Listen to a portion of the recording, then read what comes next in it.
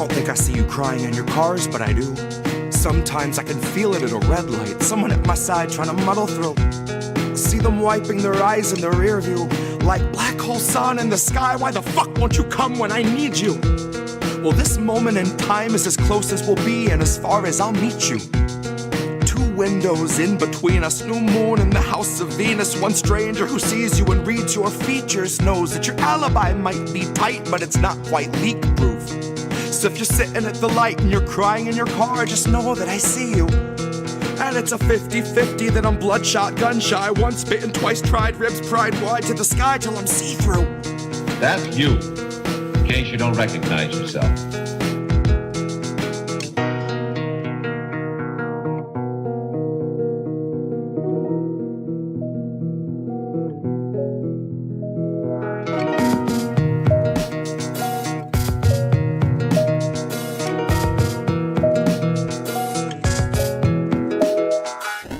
You don't think I see you struggling to breathe, but I do.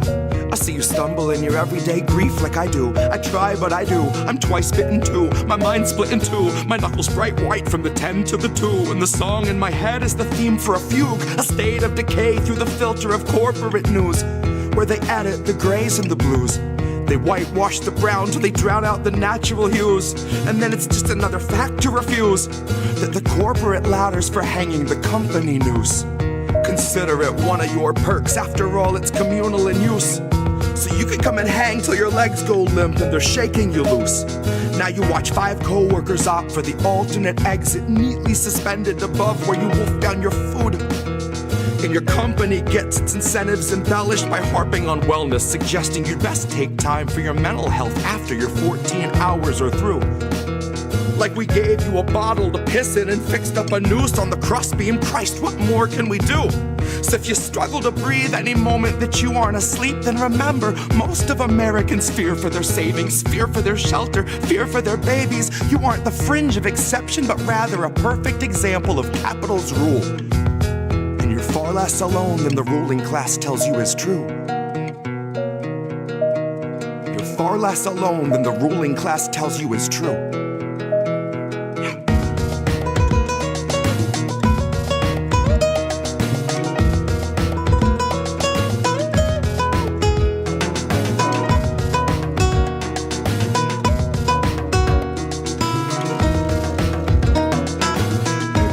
I see you crying in your cars, but I do.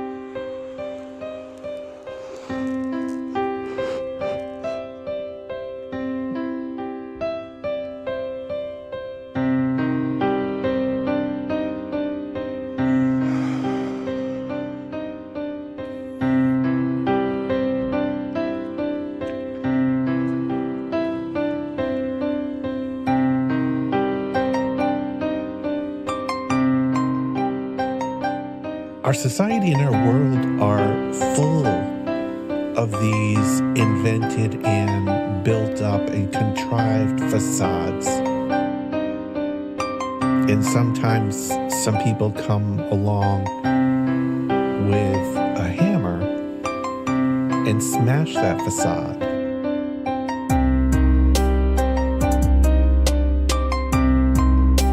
It's a brilliant, powerful hammer. It's a brilliant, powerful hammer to smash that facade.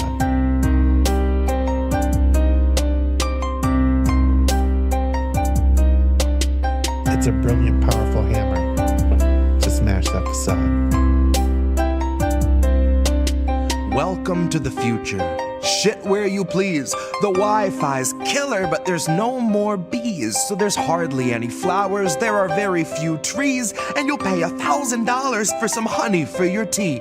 But we got these awesome collars, mine's an Apple Model 3. It allows for better movement than the Tesla X Elite. It lets you customize the ads that it implants in every dream. And for premium subscribers, doesn't shock you in your sleep. But it doesn't stop there. It can analyze your speech, and if it hears disinformation, then it notifies police. It's a swift re-education, but it knocks you off your feet like your booster every 7th week. I faced the future boldly with 2 eager open eyes, and I picked a couple nuggets up that blew my fucking mind. Like you can taxidermy someone while they're technically alive, and they'll shine when it's election time. See, the Democratic voter base will pay them zero. Never mind if voting for the scarecrow is a vote along their party lines. They could stare into its marble eyes and claim there's something dignified. Unlike real politicians, this one doesn't need an oxygen or kit supply. But its function is the same as those who came before. The goals are never misaligned.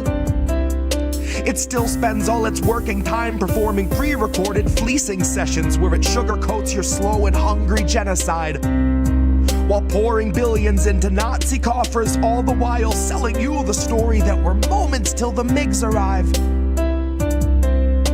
So fuck it, ask Zelensky if he'll help replace our leaded pipes. Watch a fleet of Penske's show, stacks of bills in every size. Guess it only took a black sun and a couple hiles. Honorary goose step and some Nazi boots a quarter mile, all while Biden sneers his sordid smile. I don't know what was in this morning's vial, but it makes him stare 1,000 yards through all the prompters and the cards like he can smell the nearest child.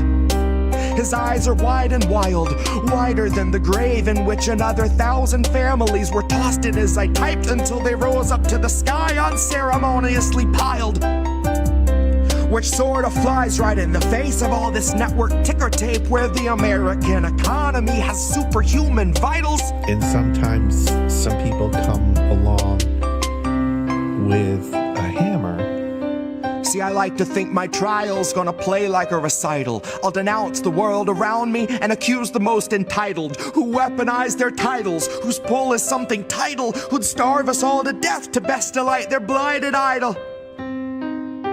So they might destroy the record, and I will never get to vinyl.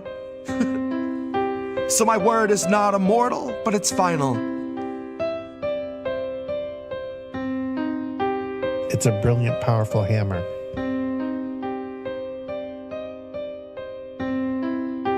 It's a brilliant, powerful hammer to smash that facade.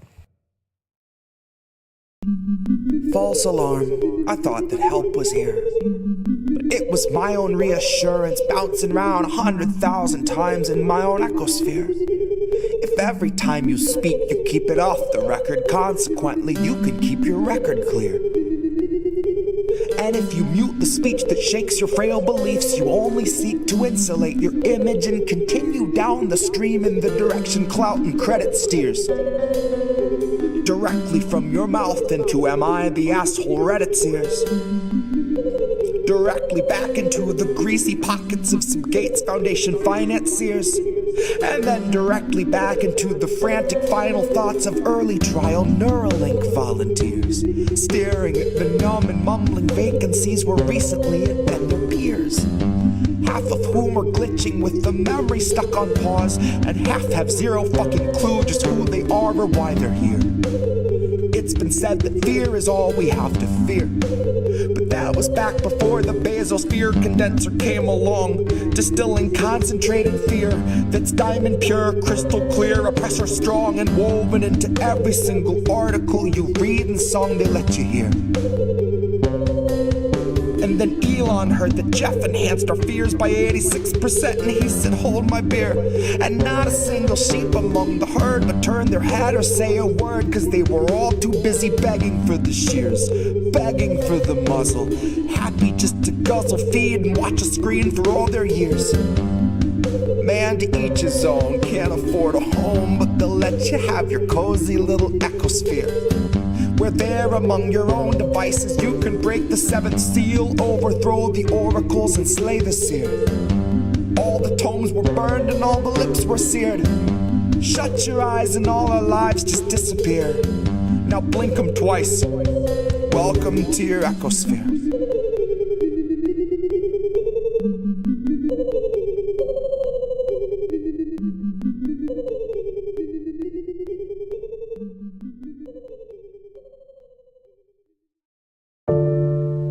Maybe that's how it goes. We won't open our eyes, so we're the last ones to know. We're the last ones alive. Kept our enemies close. Wondered why we don't thrive while we're grasping at ghosts, counting backwards from 5,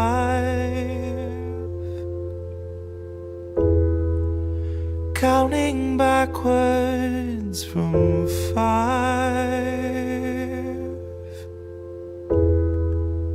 counting backwards from 5. Count back from 5. The theater on fire, the cast on strike. The studio stock starts taking a dive. The contract's tossed and they're gone with the tide. The heads and execs, their hands are tied. We can't pump this dreck and treat you right. But what do you expect from the industry type who survive by the leeching of bodies and minds?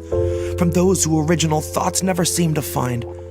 So they're gonna reboot ALF before your wages rise. And it gives cause to pause and reflect on the times. If they're losing control of their fools and their mimes, when all those obedient actors who grew their careers by averting their eyes are now holding the line, along with the authors of countless scripts that strengthen the hand of that corporate grip, squeezing our throats till we take the pen and we accept and consent to the corporate drip, till you're all up to date on your pharma du jour, till you got a healthy support for the war on your lips. And now you know that the advertisers need more than a rerun summer full of flashback clips. Enter the scans from the year before, all the days of de-aging and mapping the face, and the hours of actors recording their voices are links in the chains that will bind them in place. Now all of those shows...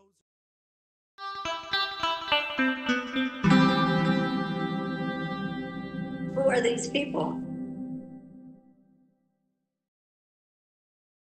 Who are these people? Hi, everybody. What's up, everyone? Oh, my God. I can't believe it's Tuesday night again already. All right, so it's been a week since we did our last show. There's been a ton of things happening since then, so there is a ton to get to. This is Indie. Hi. This is Indie News Now Live. We're on INN, Indie News Network. We're also live over on Substack over at IndieMediaToday.com. That's my Substack. That's where we publish a newsletter daily, clips from this show, original articles. I published one about book bots on Substack that I was recognizing that I think are actually scraping our content. There's a lot to do over there. But so hello to everybody over there. Hi to everybody watching on YouTube, all the fam. Dissenting Blooms over here. I see you over there. I see people over on Rumble. Amos over and Go Start is probably over there too. We got Angel Rivera, the handsome cynic, not civic. He's a cynic. He's civic minded, but no, he's the handsome cynic.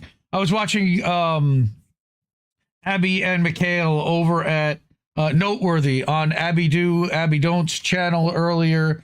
She's great. They have like an open StreamYard call to just talk about whatever you want to talk about and whatever's happening out there. It's kind of an open forum call, and I like hanging out with them. They're good peeps. Been doing this for like 2 years now. So good on them. Go give them a follow over at Abby Do. But yeah, so this is Indie News Now Live. We're going to talk about stories from independent journalists. Of course, now my throat gets all closed up. We are going to talk about stuff that ICE is up to, because we do that every week. We're going to do a Fuck Israel segment because we have to. Again, they're pulling so much crap. They do this every week. This week it's the West Bank and, fighting Francesca Albanese because he's one of the people that's tasked with exposing their genocide and reporting on it to the UN. That's a whole thing. And then, you know, the big distraction of all distractions is every day there seems to be a revelation coming out with the Epstein files. So I'm going to go through a couple of large, long articles about stuff that have come out. I'm not going to go through all of it. I'll whip through that. And then I want to do something special. I have never showed the Corbett Reports video. Somebody shared on Substack. They downloaded that 9/11 in 5-minute video. And they didn't credit Corbett initially. And it kind of got to me a little bit. I'm like, you know, I don't think I've ever showed that on my show either. So let me at least give that a platform and give him the proper credit for doing so at his website. And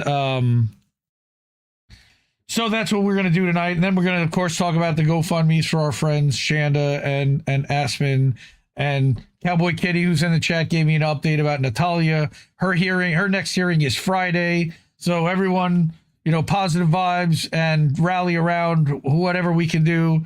And I'll drop the GoFundMe link later on today also. And if Anthony wants to put it in there, he's free to as well. Before we get started, of course, I'm going to ask you to support independent media because we're user funded. We need it more than ever. And nobody else is really talking about these stories from the angles that we talk about. One of the reasons why I amplify these independents is because I don't think that they get the shine, the love, and the recognition, and their stories aren't getting the level of visibility that I feel like they should, because these are the ones that are actually telling the story and getting it right and trying their hardest, fighting the corporate media and the propaganda machine. So, again, let me go back to that for a second. We have been remonetized on YouTube. You can drop a super chat if you want, or a channel subscription. YouTube is taking a good cut on that, like 30%. The best ways to support the channel are that way. Cash App, $ Indie News Network. Over at ko-fi.com/IndieNewsNetwork. At paypal.me/Indie News Network. And patreon.com/Indie News Network. All right. We've got IndieNewsNow.com. That's the name of the show. It's also a website. So you can go to IndieNewsNow.com. There is a keep the media free, keep the news free section, and you can make a tip right there. Or you can go and subscribe directly on the Substacks. But I would prefer that you didn't, only because Substack's taking a cut and Stripe's taking a cut. And I would rather you got more of that money in our pockets and less in theirs. So that's why we do the other things. But anyway, you want to support and subscribe. We deeply appreciate it and certainly do need the help. Now, this is a ProPublica story. ProPublica is an independent outlet that actually has been specifically named now by the Trump administration as a thumb in their eye and as a thorn in their side, because they are no, show's not over him, but we're just getting started, bro. Funny. But this is a story that is heartbreaking. All right, this is a girl at Disney World. Clearly, you can see that, right? Little girl and her mom at Disney World with that's Cinderella, right? And the Mad Hatter, I think.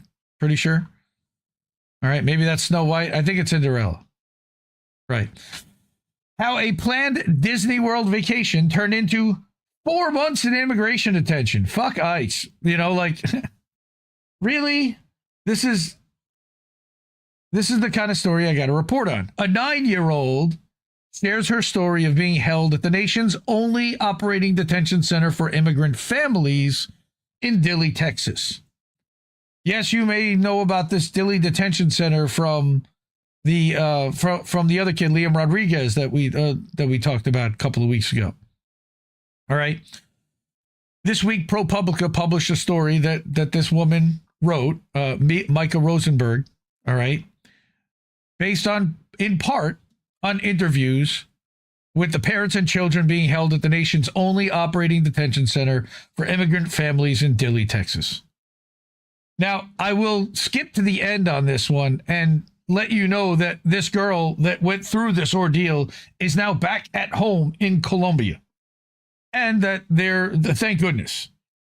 And I'll rage about it in a minute, but so this woman had the chance to ask some of the parents if the kids would be willing to write to her about their experiences inside. More than 36 did. And now, by the way, I hear that the guards are going through the kids' stuff and confiscating letters and written material because it could implicate people. One of those letters came from 9-year-old Maria Antonia Guerra Montoya from Colombia. All right, like Shakira. All right. Her letter was written on a piece of notebook paper. She decorated it with rainbows and hearts. She drew a portrait of herself and her mom wearing their detention uniforms and government-issued ID badges.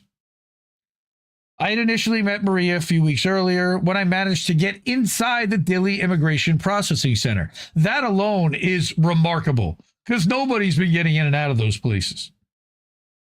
It's just south of San Antonio.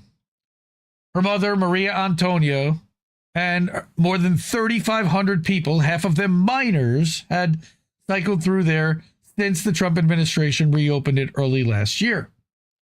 He went in mid-January before the facility burst into public view when Liam Conejo Ramos, not Rodriguez, but Ramos, the 5-year-old in the blue bunny hat, detained with his father in Minneapolis, we talked about him a couple times, when he was sent to this same facility with the aim of hearing about the conditions in which children were being held from the children themselves. Again, this is a week before he got there.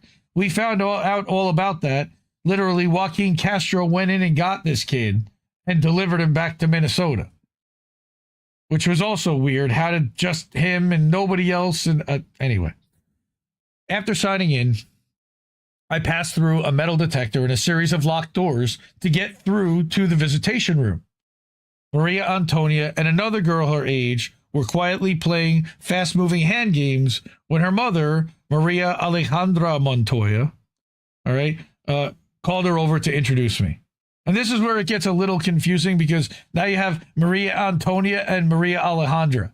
And like that, they're both Marias. So it's like, which one? So now you're talking about the daughter wearing her long brown hair in a ponytail, didn't hesitate. She scooted forward to the front edge of her chair, pushed her thick white frame glasses up on her nose and dove right in. I asked her how she and her mom ended up there. Well, we had a plan to go to Disneylandia, but we instead ended up in Dilleylandia. And when I read that at first, man, that was heartbreaking. Then she told me the story. She lived in Colombia with her grandmother and regularly traveled back and forth to the U.S. to visit her mother, who had been in the U.S. since 2018. Apparently, the mother had overstayed a visa, but had since married a U.S. citizen and was in the process of applying for a green card. In August, the whole family had vacation together in Disney World. It was so fun. Maria Antonia said that she begged her mom to go back for the park's annual Halloween celebration. Obviously, these people have money and are privileged. For that to be able to travel back and forth and do multiple Disney World vacations, it's incredibly expensive to do so. They booked tickets for a 10-day vacation during her school holidays. She lit up telling me about how she planned out a 101 Dalmatians costume. She would be Cruella de Vil and her mom and stepdad, the Spotted Dogs. The whole getup was so bulky it basically filled her entire suitcase. But everything started going wrong as soon as she arrived at Miami International Airport on October 2nd. She was supposed to be dropped off with her mom by the flight attendant accompanying her. But she said she was intercepted by immigration officers who took her into a room to be interrogated while her mother was taken to be questioned in a separate room. This 9-year-old from Colombia gets off a plane. They were asking me all kinds of questions I had absolutely no idea how to answer. Okay. She wasn't allowed any notebooks or voice recorders inside the detention facility. So she's reciting this from her notes and from memory. I kept just saying over and over again, quote, I can tell you my name and my birthday and my mom's name and her birthday and that I'm from Colombia. That's about it. I didn't know what else to tell them. After what they both said were hours of questioning, they were both put in a cold room together. The mother's phone was confiscated. They had no way to contact her stepdad, who was waiting for them in the airport. The daughter said that they had no idea why they were being detained, if her mother was applying for a green card and she had a valid tourist visa. Good question. But with the Trump administration, they don't need any excuses, apparently. Maria Antonia had learned English at her private school in Medellin. Again, privileged private school, Medellin, Colombia, flying to Disney, multiple trips to the United States. She overheard one immigration officer tell another that if she'd been 10, they would have been able to keep her separated from her mom. Why would they want to? That, she said, is when the real fear set in. Then it was 42 hours of waiting in the airport holding rooms. Eventually, they were put on a plane, then a minivan, to the facility in Texas. 42 hours. Little girl's got to sleep. She's sleeping on a fucking floor? Sleeping on top of her pillow? On top of her luggage for a pillow? Like, why? All right. So Maria Antonia said that she didn't really understand where they were going until they saw the center out the window. And this is one of her drawings. It's why? Why are we doing this to them? All right. She said, quote, "They don't give me diet. I am vegetarian. I don't eat well. There is no good education. And I miss my best friend Julieta and my grandmother and my school. I already want to get to my house. Me in Dilley, I am not happy. Please get me out of here to Colombia." That's what this says. Up here. By the time I met them, they'd been detained for nearly 4 months. Why? Why were they sitting there for 4 fucking months so that Core Civic could make profit on them every day from the U.S. government for detaining them? Why? I asked Maria Antonia what being stuck in Dilley was like. She told me she fainted twice since she got there, since she's vegetarian, and said she ate mostly beans. She felt like she had nothing to do all day. She missed her school, echoing concerns of many of the other kids that Micah spoke with over the course of her reporting. She said she'd made some new friends inside Dilley, but it was hard because she and her mom had been detained for so long. The new people she met would often leave when they were released or deported. So it's come and go. Her mother had told her in long, vivid emails about some of the more serious concerns about her and her daughter's deteriorating mental and physical health during their prolonged detention. She said Maria Antonia would wake up in the middle of the night crying, fearful that she would never leave detention, or alternatively, that she'd be separated from her mom. Completely justified. This reporter asked the Department of Homeland Security and ICE, which DHS oversees, about what these two told her.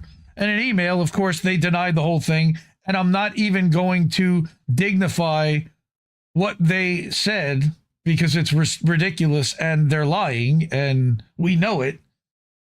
Core Civic is lying on behalf of DHS, and I'm not going to even dignify their response by reciting it and putting it into the record. Fuck those guys. They're fucking Gestapo Nazi. Soon they all said their goodbyes, but this reporter remained in touch with the mother and stepdad and attorneys following the case. They shared documentation about what happened to them and their legal pleas to be released. Okay, so Micah learned from an immigration judge had granted them voluntary departure on January 6th, allowing for the mother to pay their own way back to Colombia, avoid having a formal deportation order on her record, and continue her green card application from abroad. So now she's got to leave her husband and her life here and go back to Colombia, even though she was going through the process the right way. But it wasn't until February 6th, an entire 31 days, that they were finally sent back. We've heard about that happening too. Even after they paid their way and agreed on January 6th, why did they have to wait a whole other month and stay in jail a whole other month? So Core Civic could make more profit every day from DHS housing these people. Hundreds of dollars per bed per day. And the children, they get twice as much. And allegedly, according to people elsewhere and the Epstein files, there's massive child trafficking rings allegedly happening through these places. A lot of, adultless children going through, and who's looking out for them? Where are the registries? 1,200 people missing from Alligator Alcatraz, for example. They disappear people very quickly and easily in this system, especially when there's nobody advocating out there for it. It's scary, it's frightening, and it's heartbreaking. I'm sorry to do that. All right. But she said a few days after they returned to Colombia, her mother told her the first thing that Maria Antonia wanted to do was throw out the government-issued sweatsuit that she'd been wearing for months. Then she received a video. It showed the daughter wearing pink leggings and a t-shirt with a teddy bear, and she's happy, running to embrace her teachers one by one outside the school. Look what I brought you, and, everyone's happy she was finally home. But Micah Rosenberg, good report. I'm glad she could speak Spanish and go down there and actually meet with these people to get their story directly. Why this little girl had to spend 4 months in prison, I have no idea. They could have put her on a plane at any point and sent her back to her grandmother. Why? And they have money, too. Again, they could have bribed Trump and given $1 million to his fund, whatever. It's insane. 4 fucking months they disappeared these people in the system. They just got them lost. Yes, Descent and Bloom, $250 per day per person. And I believe they make even more for the kids. So, but why is ICE doing it? What is ICE's motivation for this? I don't understand. It is so infuriating that they can do this and are choosing to do this and scarring these children for life. You think that girl's ever gonna want to come back to the United States? I would guess not. Not for a long time. Is traumatizing children the point? Because that's what they're doing. An entire generation of kids. And then, I was having a discussion with Reef and Colin about this earlier. They're going to be live tomorrow night for INN News. Go check them out on this channel, 9 p.m. Eastern tomorrow, about what do you share with your kids about this stuff? When do you tell them? How much do you share if you are of privilege and they don't have any exposure to it at all? Because it traumatizes them. And is it necessary to put them through the same thing that these kids are going through? Or not the same, but even fear that they might be for any reason and feel horrible for these children, which of course they would. At what age do you start sharing this stuff with them? And we were having a whole conversation about this. And again, 9-year-old girl exposed to the horrors of this system. Why? For what purpose? For what goal? Who benefits from this? It's madness. It really is. So that's, I wanted to bring that because of what's going on with ICE, obviously. And these are the stories we hear about. And how many stories don't we hear about, that are just buried, again, because they don't have an advocate.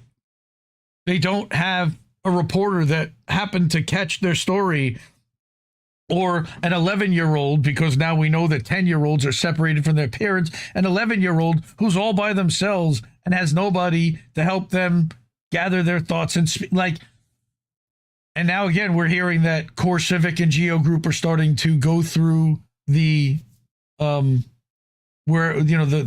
cages where they're keeping these kids, looking for written material that could potentially be incriminating towards the guards, toward the facility, toward ICE, and confiscating it.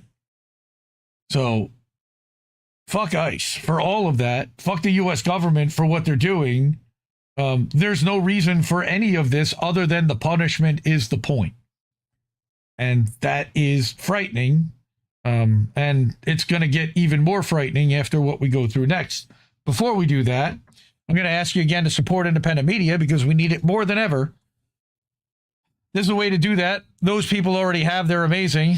The people in that are highlighted have frequently and often continued to contribute and help and share and support. And we love everybody on that board. Thank you so much.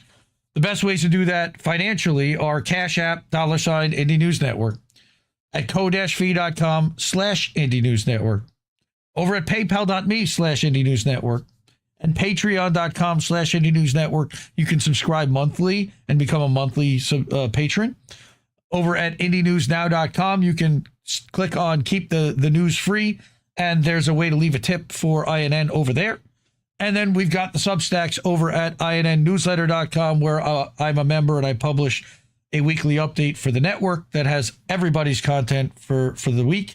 And then IndieMediaToday.com is my Substack, where we're live right now there. All the clips that are cut from this channel also get published over there. I share the weekly update for the network, any appearances I do on other shows, and original articles written by me, like the one I published this week about Substack bots and book bots that seem to be scraping Substack and stealing our content. I think they're stealing our content. They're indexing stuff. Maybe they're just gathering who the dissidents are. I don't know. Dissent in Bloom, who we're about to read one of her articles coming up, Core Civic and Geo Group have started to punish family centers so that they can lock kids up for longer, since the Flores Act doesn't apply to accompanied minors. The family centers are just bigger cages. And remember that they're spending $40 billion around the country to build centers like this that will hold 5,000 to 10,000 people each. We covered that a couple of weeks ago on the show, which is, again, frightening. And look, we totally understand if you don't have anything to contribute. First of all, you contribute plenty to Dissent in Bloom with your articles and everything else, and appreciate everything you do. Plus, you've given tons already. But share the show if you can. Share it to your social media. Share it to your Substack. Restack it on Substack if you're over there right now. Hit that share button. Hit that arrow and restack it so the people that are in your notes also see it. Share it on Twitter, share it on Facebook. We actually get a lot of traffic over to the Substack from Facebook. I'm barely there. It's pretty surprising, but thank you for doing that. You can now repost on Rumble. If you're on Rumble, hi on Rumble. There's actually like a little share button. And by the way, you can also subscribe to the channel on Rumble. Nobody does right now. We would get 97% of that revenue. And that is one of the best channel subscription splits, 97-3. Rumble passes on. The problem is that the only time you can see the subscribe button is when we're live at the bottom of the chat window. So right now, if you go to rumble.com/Indie News Network, right, and you see us live, you click on the stream, at the bottom, there's a red subscribe button. It's $5 a month. It highlights your share where? Share anywhere that you have a social media account, Vicky. You can also share it. I think you can share it to your YouTube. I don't know how to do that. But anyone that you are connected with that could possibly see it. That's my question. That's my request. Thank you. I really appreciate you doing that. And yeah, that's the only way we grow the show. It's a value for value gig here. We don't pay for advertisers. We don't have sponsors. We don't have anybody else amplifying us. We have you guys. So thank you. All right. What we're going to talk about next is the frightening dystopian world that's coming our way thanks to our tech overlords that have now decided to give in to the federal government. So this was yesterday. No, 2 days ago on Sunday, Sunday night, breaking, because you know that everything is breaking. The Department of Homeland Security has sent legal requests to Google, Reddit, Meta, and Discord, seeking the names, email addresses, phone numbers, and other identifying information of users who track and criticize ICE. Criticize ICE. Well, then I guess I'll see you all in CCOT, because fuck ICE. I'm going to jail. I guess so. Like that's no bueno. First of all, it's unconstitutional, but they clearly don't give a fuck about the Constitution. They've wiped their ass with that for the last year. But Discord, we had already talked about like this whole age verification stuff. This is like the next level of that. So, oh no, they're still doing CCOT. They're certainly still doing CCOT because they're paying Bukele a lot less than they're paying Core Civic or anybody else. But the warehouse in Pennsylvania, no, it'll probably be upstate New York for me. But yes, I feel you. Yes, there's nothing breaking because it's already broken. It's absolutely right, Kamishwari Kate. Amen. Hell yeah. But yeah, then they'll send us to all different facilities because they'll know exactly who's connected and make sure that we don't connect and have the ability to communicate, because that's the worst thing for them is when we actually communicate. So in light of all this, yeah, not legal. We've lost everything. Stop using these apps. Switch to open source stuff. We're going to have to, again, stay one step ahead. But, you know, Google, that's hard because everyone's got Gmail. You know, Meta, everyone's got Instagram and Facebook. And a lot of people have Discords. You know, of those 4 platforms, I'm guessing that Twitter's going to get a notice served too. The one that hasn't been served is up-scrolled yet, but that's just a matter of time. Oh, that's interesting, Monarch. All right, Golden Monarch saying that Bukkake, not Bukele, Bukkake's CCOT will eventually run out of space unless the elites there plan to expand its horrific prison state further, which you can be sure they will. If he's getting paid by the U.S. government to do so, he'll continue to do that. But I wanted to specifically focus on Google itself because someone in the chat actually wrote an article published on Valentine's Day to show her love for Google, just about how, just to expose quite badly how they're handling the data. They're handing the data of ICE critics over to Homeland Security. So remember that their slogan for a long time was "Do no harm." Right? So she starts out by saying that for many Americans, Google is not just a company, it is a shadow that follows them. If you have an Android or even an iPhone, if you use Google Chrome or if you use Google Search, it records every search, every email, every location ping, every app download, every photo you take, every late night purchase, every quiet curiosity. It remembers what we forget. And she didn't even include if you use Gmail. Most people use Gmail because it's free. If you use YouTube, like we're live on right now. Oh, everybody switch off of YouTube. Go to Rumble. No, I'm kidding. Don't switch YouTube. Everybody they've got our data. All right. If you have a Google account, right, that shadow again stretches further. Google also runs the cloud infrastructure that our government agencies use. It stores our metadata until investigators request it, and even builds AI systems that can sift through human lives at a scale that no person ever could. Are you frightened yet? If you have a Google account, you can actually see just how much data Google's collected on your account and on you by clicking on this link, and it'll take you to takeout.google.com. And it will show you exactly what Google's collected. They've told us that it's only for advertising, that the massive amounts of data they've stored on us stayed inside the company because no corporation would ever jeopardize its edge, right?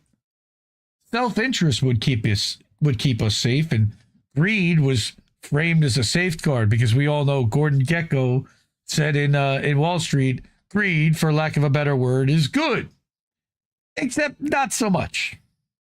Now, with big tech's alignment with the Trump administration, that very logic collapses.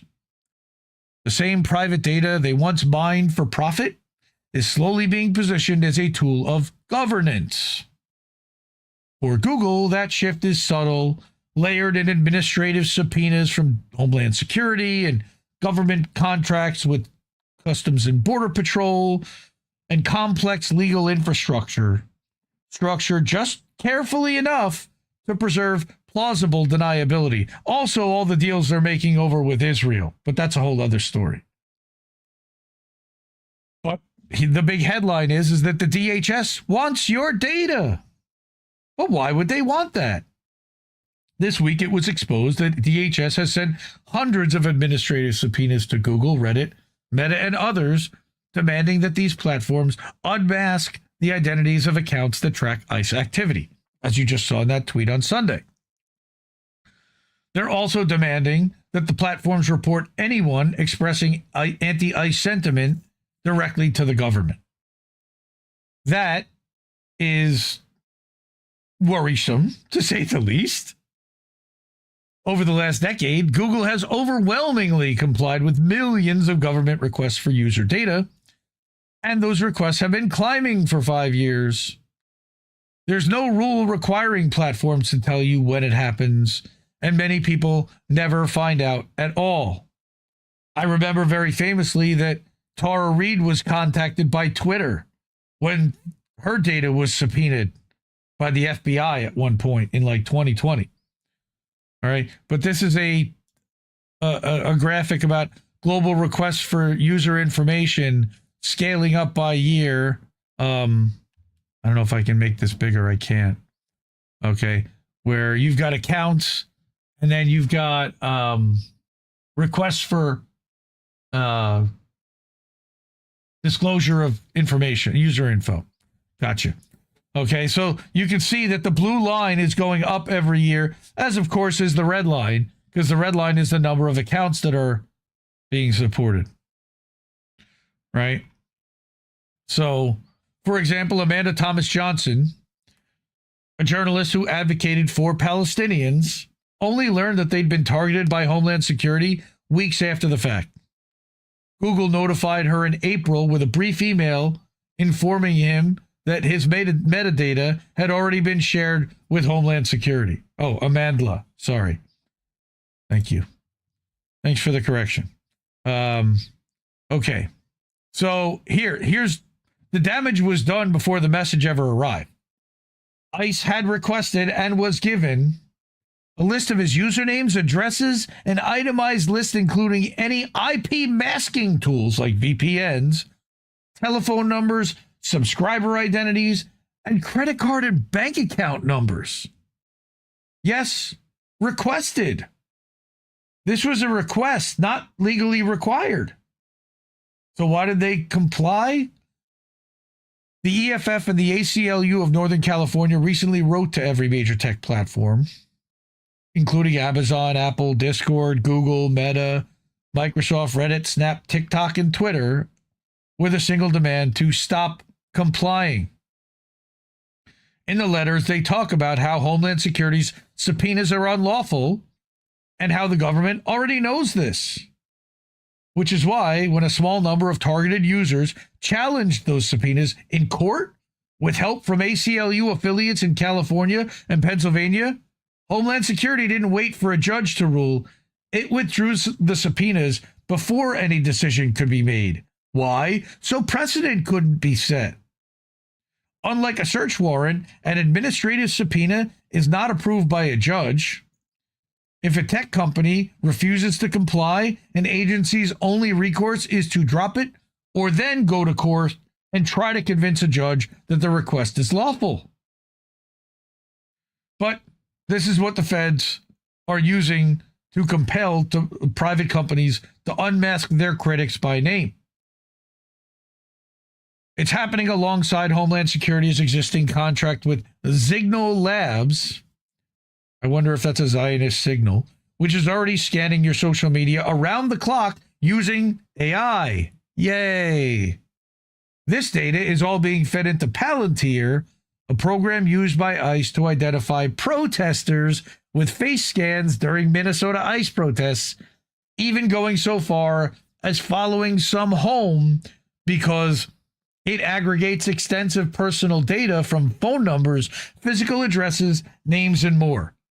So it can target your face, show all your data up on a screen, and have these guys follow you fucking home. And in 2026, the department plans to open multiple government-funded facilities running around the clock dedicated entirely to monitoring what you post online. 1984 is here. There was once a moment in history when Google forced the NSA into the light by publicly requesting permission to disclose their surveillance requests, knowing that even asking would expose the pressure behind the scenes as the NSA collected data for PRISM. It's hard to believe that this is the same company. Yes and no, because the founders are all gone. Brin and Page are on an island somewhere, like literally. Eric Schmidt was part of the last administration, so now you've got people running the show that have no loyalty and are not part of the original spirit of this organization. They already abandoned the stuff when it comes to the Israeli government, and I'll show that now, that back last year, all right, Reef and Collin covered on INN News that Google had fired employees that were protesting their complicity in Gaza. They just got rid of them. All right. Continuing, Dissent in Bloom writes, for years, Donald Trump publicly attacked Google almost as often as he attacks immigrants.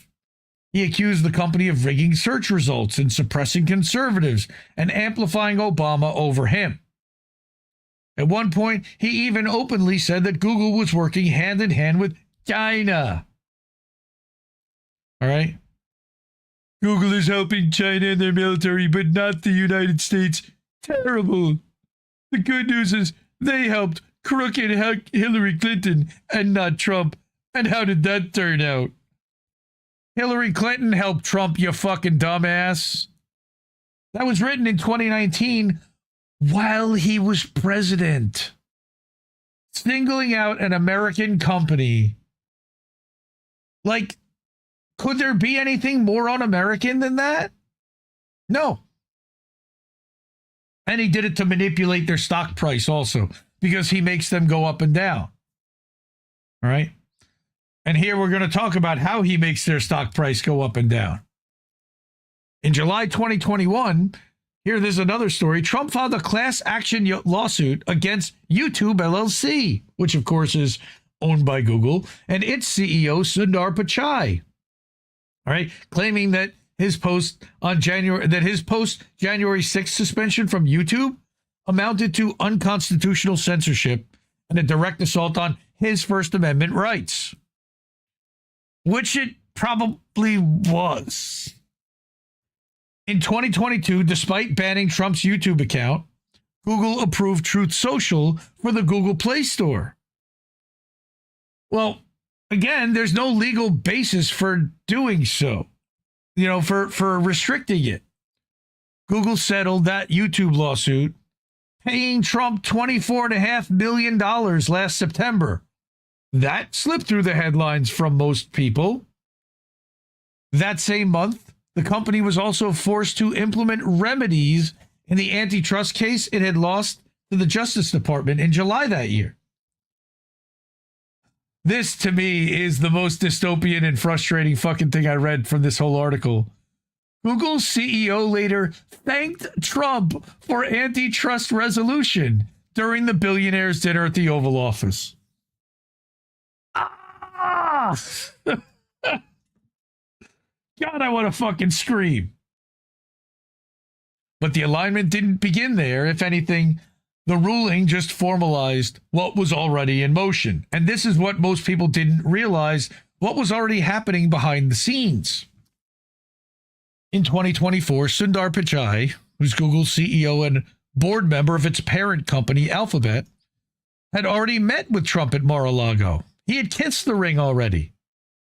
In January this year, after he'd won the election and before he took office, Google donated $1 million to his inauguration fund. And it wasn't alone. Uber and Amazon and Robinhood and Chevron and Pilgrim's Pride all made similar contributions for the same amount or more. Google also, of course, donated millions to Trump's ballroom fund, or whatever they're building in the East Wing at this point. All right. Across Silicon Valley, the numbers seem to settle at around the same figure, $1 million or more. That's your entry fee. Nearly every tech player contributed at that level, often paired with personal donations from their CEOs. They all got in line. Companies like Perplexity AI and C3 AI, NVIDIA, JP Morgan Chase and Microsoft, Amazon, Bank of America and BlackRock, Coinbase and Goldman Sachs, and even Adobe joined the list. They're all $100 billion companies. Mr. Sam Altman, the robotic douchebag of OpenAI and ChatGPT, and Tim Cook of Apple, each donated $1 million personally from their own bank accounts. They wanted to make sure that their companies weren't fucked with. And that investment paid off. It was an investment. It wasn't a donation. It was an investment. They knew it would pay off. You could see it in their faces at the inauguration. Google CEO among them. Okay. Sundar Pichai officially had reached billionaire status last year, and Palantir just boasted to their shareholders that 2025 was their highest earning fiscal year yet. And it wasn't even close. Palantir's done a 10x growth or 20x growth at one point since 2020. You can view the entire list of Trump's inauguration donors there.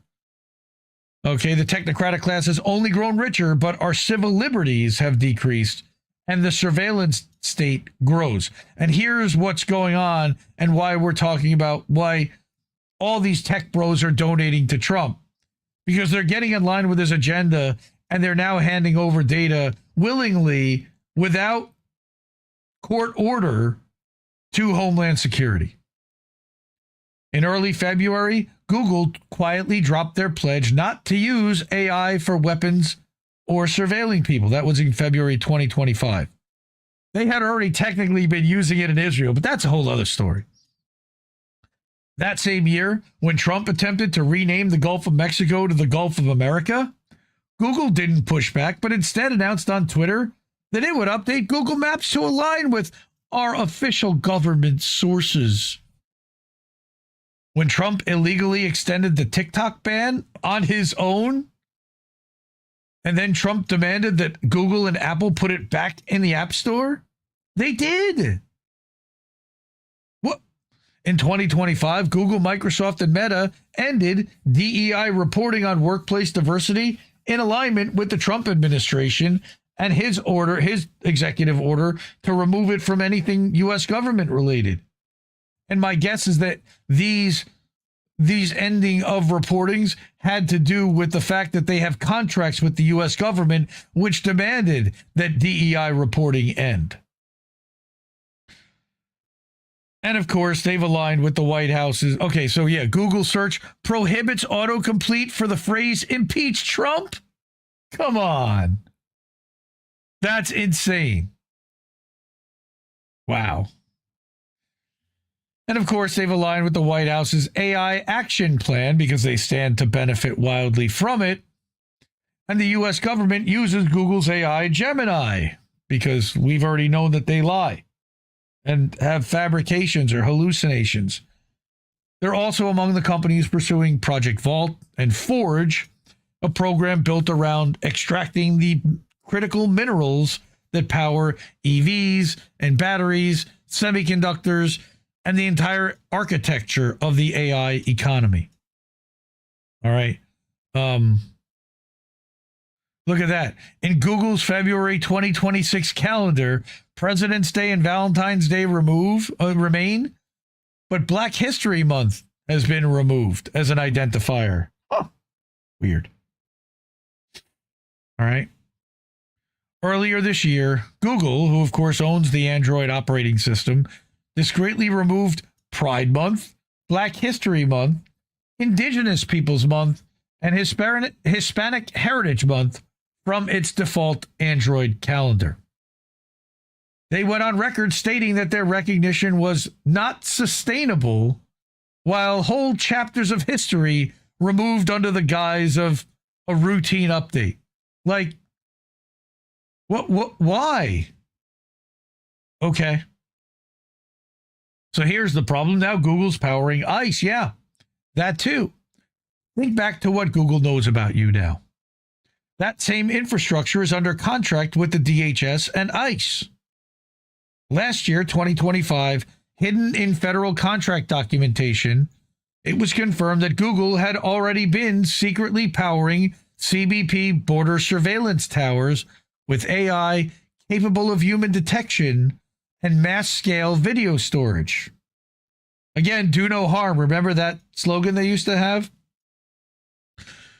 The company had previously said it wasn't doing this, but of course it had, and there are no repercussions from anybody because they lied. Nobody's going to sue them and get financial restitution. Link doesn't work. I don't know what link isn't working, but that's too bad. As of February 2026, more than 800 Google employees have formally petitioned leadership after it was revealed that Homeland Security was using their cloud servers, condemning the company for allowing its technology to be used this way. Well, we all know what's going to happen to them. So here, Dissent in Bloom is actually helping you and starting to give you advice. Here are things that you can actually do to protect your data. I'm not sure. Somebody over on Substack was saying that a link was broken, but I don't know which one they were talking about. Miles Slots, if you're still here, let me know. All right. First step is checking your Google account activity controls. Go to this myaccount.google.com. So follow these steps. Delete the data that they already collect on you. All right, you can wipe out your search and location history and set up auto delete so it doesn't pile up again. Small habit changes go a long way. Swap Google Chrome for a browser like Firefox or Brave. Brave is actually built on top of Chrome, but strips out all the trackers. Use DuckDuckGo instead of Google Search. Google, I think, still powers DuckDuckGo search. All right, but it cuts down on how much data is getting collected in the first place. The truth is, if you use Google services, some tracking is unavoidable. But taking these steps seriously can limit how much Google knows about you. All right? But like she says here, this isn't just a story about Google. Look at all these billionaires sitting around the table, giddy at the chance to sit around the miserable president of the United States and his trophy wife that was a gift from Jeffrey Epstein, allegedly. This is not just a story about Google. It's a story about what happens when the most powerful surveillance infrastructure ever built decides that power is more valuable than principle. Every search you've ever made, every location ping, every quiet 2 a.m. curiosity, that data was never just for ads. It was always a resource waiting for the right buyer, the right administration, the right moment. That moment, sadly, has now arrived. What we are watching in real time is the architecture of a surveillance state being assembled, not through legislation, not through public debate, but through contracts, donations, quiet policy deletions, and unanswered subpoenas. Some would say that surveillance state is already here. Once it is fully built, it will not be dismantled easily or willingly. The question is whether you trust Google. The question is whether you trust every government that will ever exist, now and in the future, with a complete and detailed record of your life. Because that's precisely what is being handed over right now.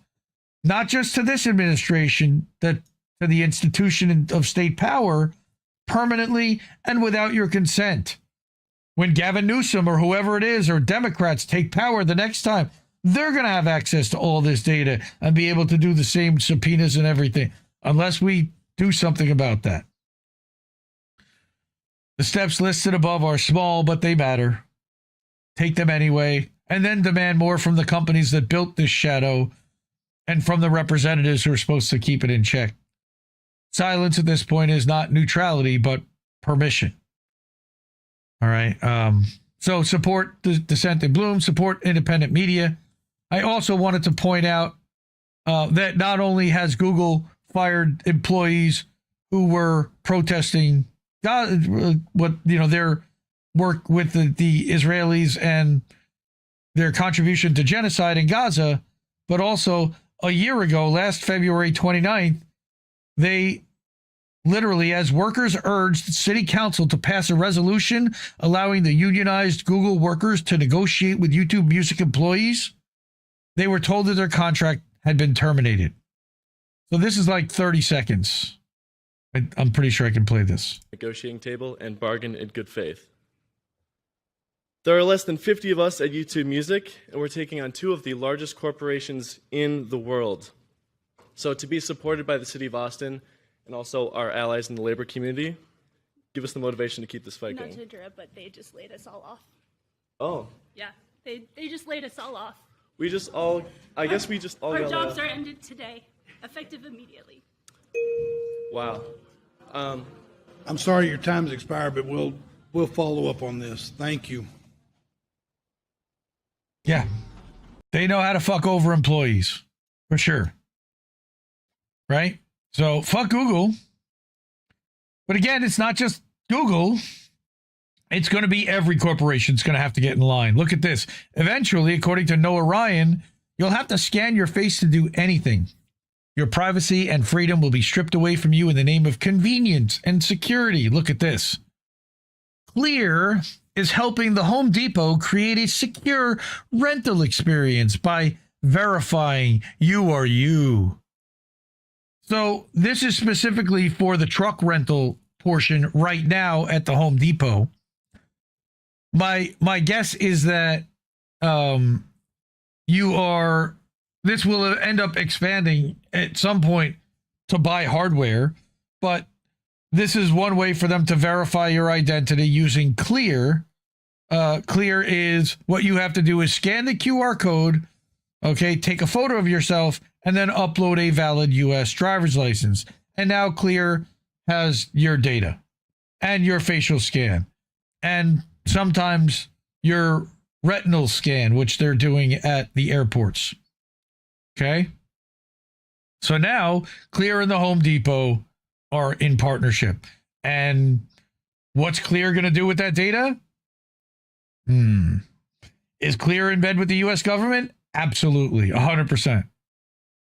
Would Clear adhere to a subpoena or a demand for data on users? No question. Okay? So there's all this dystopia. There was a little bit of good news this week. There are some people that are actually fighting back. This is from one of the local New Jersey radio stations. An anti-ICE portal app is now live in New Jersey. Here's how it works. So, New Jersey's Attorney General launched a new portal that lets residents submit video and photos of ICE activities directly to the state, not the public, to help officials spot possible misconduct. This isn't going to social media. Our new Democratic governor, Mikey Sherrill, who was a representative, he's a corporate Democrat, all right, says that this boosts public safety and accountability. There are opponents to this app existing. Of course, they're Republicans, all right? It can endanger law enforcement and communities. Sure. Yes. Reporting on law enforcement illegally beating on people is definitely inconvenient to law enforcement.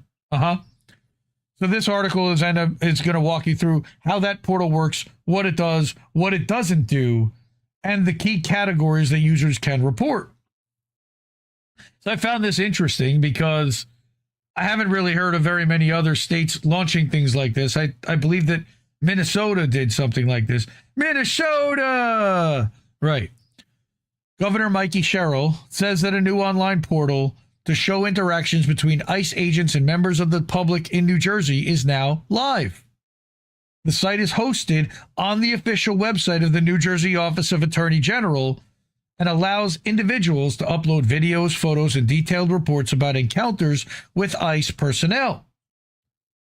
During an event Wednesday, Cheryl urged residents to begin using it immediately, touted the site as another tool to protect constitutional rights and hold ICE responsible for their actions, many of which she claims are illegal.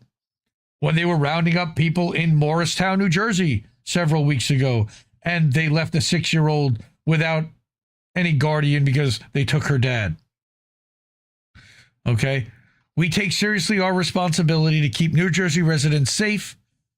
We will ensure the safety of our communities and hold the federal government accountable when they violate the law. Good.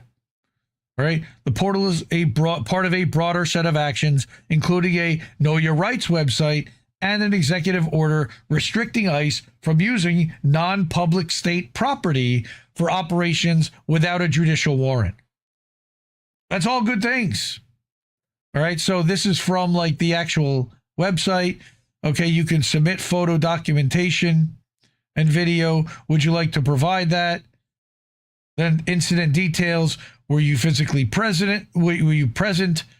Was anyone injured during the incident? Did it involve children? The portal is designed to be user accessible and multilingual with forms in 10 languages. All right. So you can upload photos or videos showing interactions with ICE agents, fill out structured information about the event. Now, again, is the state of New Jersey going to actually prosecute these ICE agents? I don't know. I don't think so. Does it cost you anything to document it? Well, I don't think so. You can fill out structured information about the event, but I believe you have to identify specifically who you are.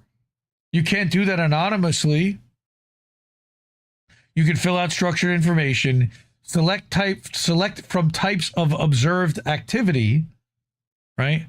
And then the Attorney General will review these submissions.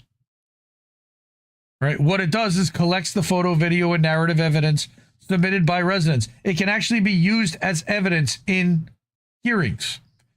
It helps state officials track ICE operations and enforcement patterns.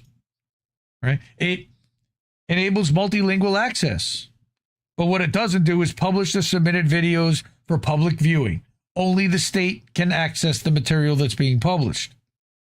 It doesn't directly influence or impede any federal law enforcement operations within legal bounds. It shouldn't. And it doesn't automatically trigger arrests or legal action. Submissions are screened and evaluated by state officials. Just by taking these pictures, it's not going to get anybody arrested, for sure. All right. So what can users select? Use of physical force, chemical agents, firearms pointed at someone, firearms fired, chokeholds, breathing or blood flow was restricted, denial of medical care. That's what they're looking to identify. Right? So then you have the divided reactions, and this portal continues a trend of making it harder for law enforcement to do their jobs. You know what? Too bad. Sorry. Easier for criminals to exploit the system. They're not criminals. They're not criminals. Encouraging people to film and upload law enforcement activity risks escalating tensions. You mean like Alex Preddy? That's legal. He added that ICE has removed dangerous offenders from New Jersey communities. Including convicted sex offenders and violent criminals, and argued that the portal could discourage cooperation with federal partners. What percentage of the people that they're rounding up were actually convicted sex offenders or violent criminals? Because I'll bet you that it's a real small number. But it's saying no before you upload. Keep a safe distance from law enforcement activity. Don't put yourself at risk to capture footage. Be accurate and truthful in your description of events. False claims could carry legal consequences. Imagine that you're doing it to report on the cops and they call you a liar and then you're prosecuted for trying to do the right thing. Can't imagine that possibly happening, right? Remember that submissions go to state officials, not social media or the general public, or to federal officials for that matter, at least at first. The info listed on the OAG website also reminds that individuals that you can apparently file a report anonymously, but please note that we may not be able to follow up on your report if you don't provide your contact info. If you're a victim, witness to a crime, or experiencing an emergency, you should contact your local police department or call 911. And then use of the portal is not meant to replace reporting emergencies or crimes in your area to local law enforcement. Of course not. No, it's reporting on crimes committed by local law enforcement or by feds. Right? That's a whole other story. So, yes, thankfully, at least in New Jersey, we at least have a way to report on criminal activity by ICE if they're displaying it. But be forewarned that it could potentially also be used against you. But it can also be used as evidence in a court of law against one of the ICE agents, in theory. So keep all that in mind. All right. So that's the end of our Fuck ICE segment. We're moving along nicely. Perfect. I figured we're going to kind of be more on schedule this week. How you doing, everyone? Support independent media because we need it more than ever. These amazing people already have. The ways to do that are Cash App, $ Indie News Network, co-fi.com/Indie News Network. You can subscribe over at Substack. We're live at IndieMediaToday.com. Hello to everybody over there. And over at INNNewsletter.com, where we are a member of Indie News Network. I'm a co-founder, and I publish their weekly newsletter for the entire network, all the activity. Then we also have paypal.me/Indie News Network. Do that as friends and family. Or you can subscribe monthly over at patreon.com/Indie News Network. And finally, we have IndieNewsNow.com. That's an aggregator website that I built. It's not just the name of this show, though it is Indie News Now Live. We are live over there. There is a section to watch live. But you can also read news. And all the articles, basically, that I'm sharing tonight were pulled from IndieNewsNow.com. So from Mondoweiss to Dissent in Bloom and ProPublica and all of these incredible independent outlets you can find over at Indie News Now. And we link you right to their website. We're not trying to take their traffic away. We want people to discover them, subscribe to them, and support them as well. But please support our project. Antiwar.com, that's another outstanding outlet that we're big fans of. Caitlin Johnstone, all their articles, when they publish things, are all aggregated to one place. And it's IndieNewsNow.com. So go check that out. Okay. I see Lady Alex M. How are you? Welcome tonight. How are you? Good to see you. Mindy Greenwood over on Substack. Hi. Greetings to you too. I saw that Ghost Art said that you can't get used to the 10 o'clock start time. That's only on Tuesday nights or Thursday nights. Whenever I go live, it's usually 10 o'clock. And then we do boats at 11.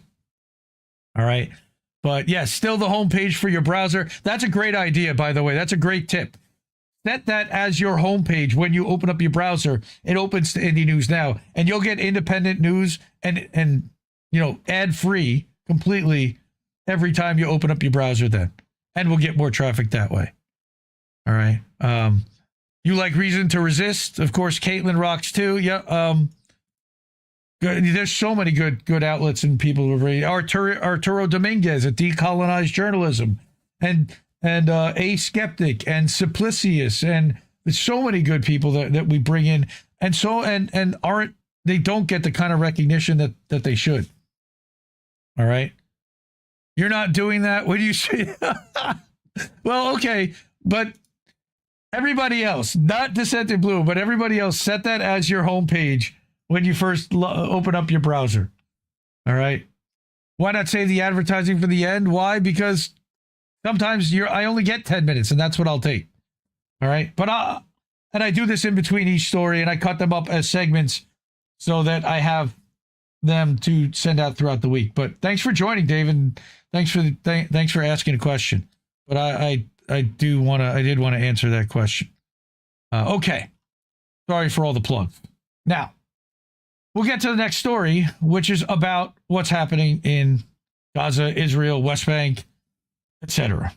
We're going to start with Dave DeCamp, antiwar.com. Actually, I now realize I need to load up another article that I brought in late about Starlink. And I guess we'll start with that.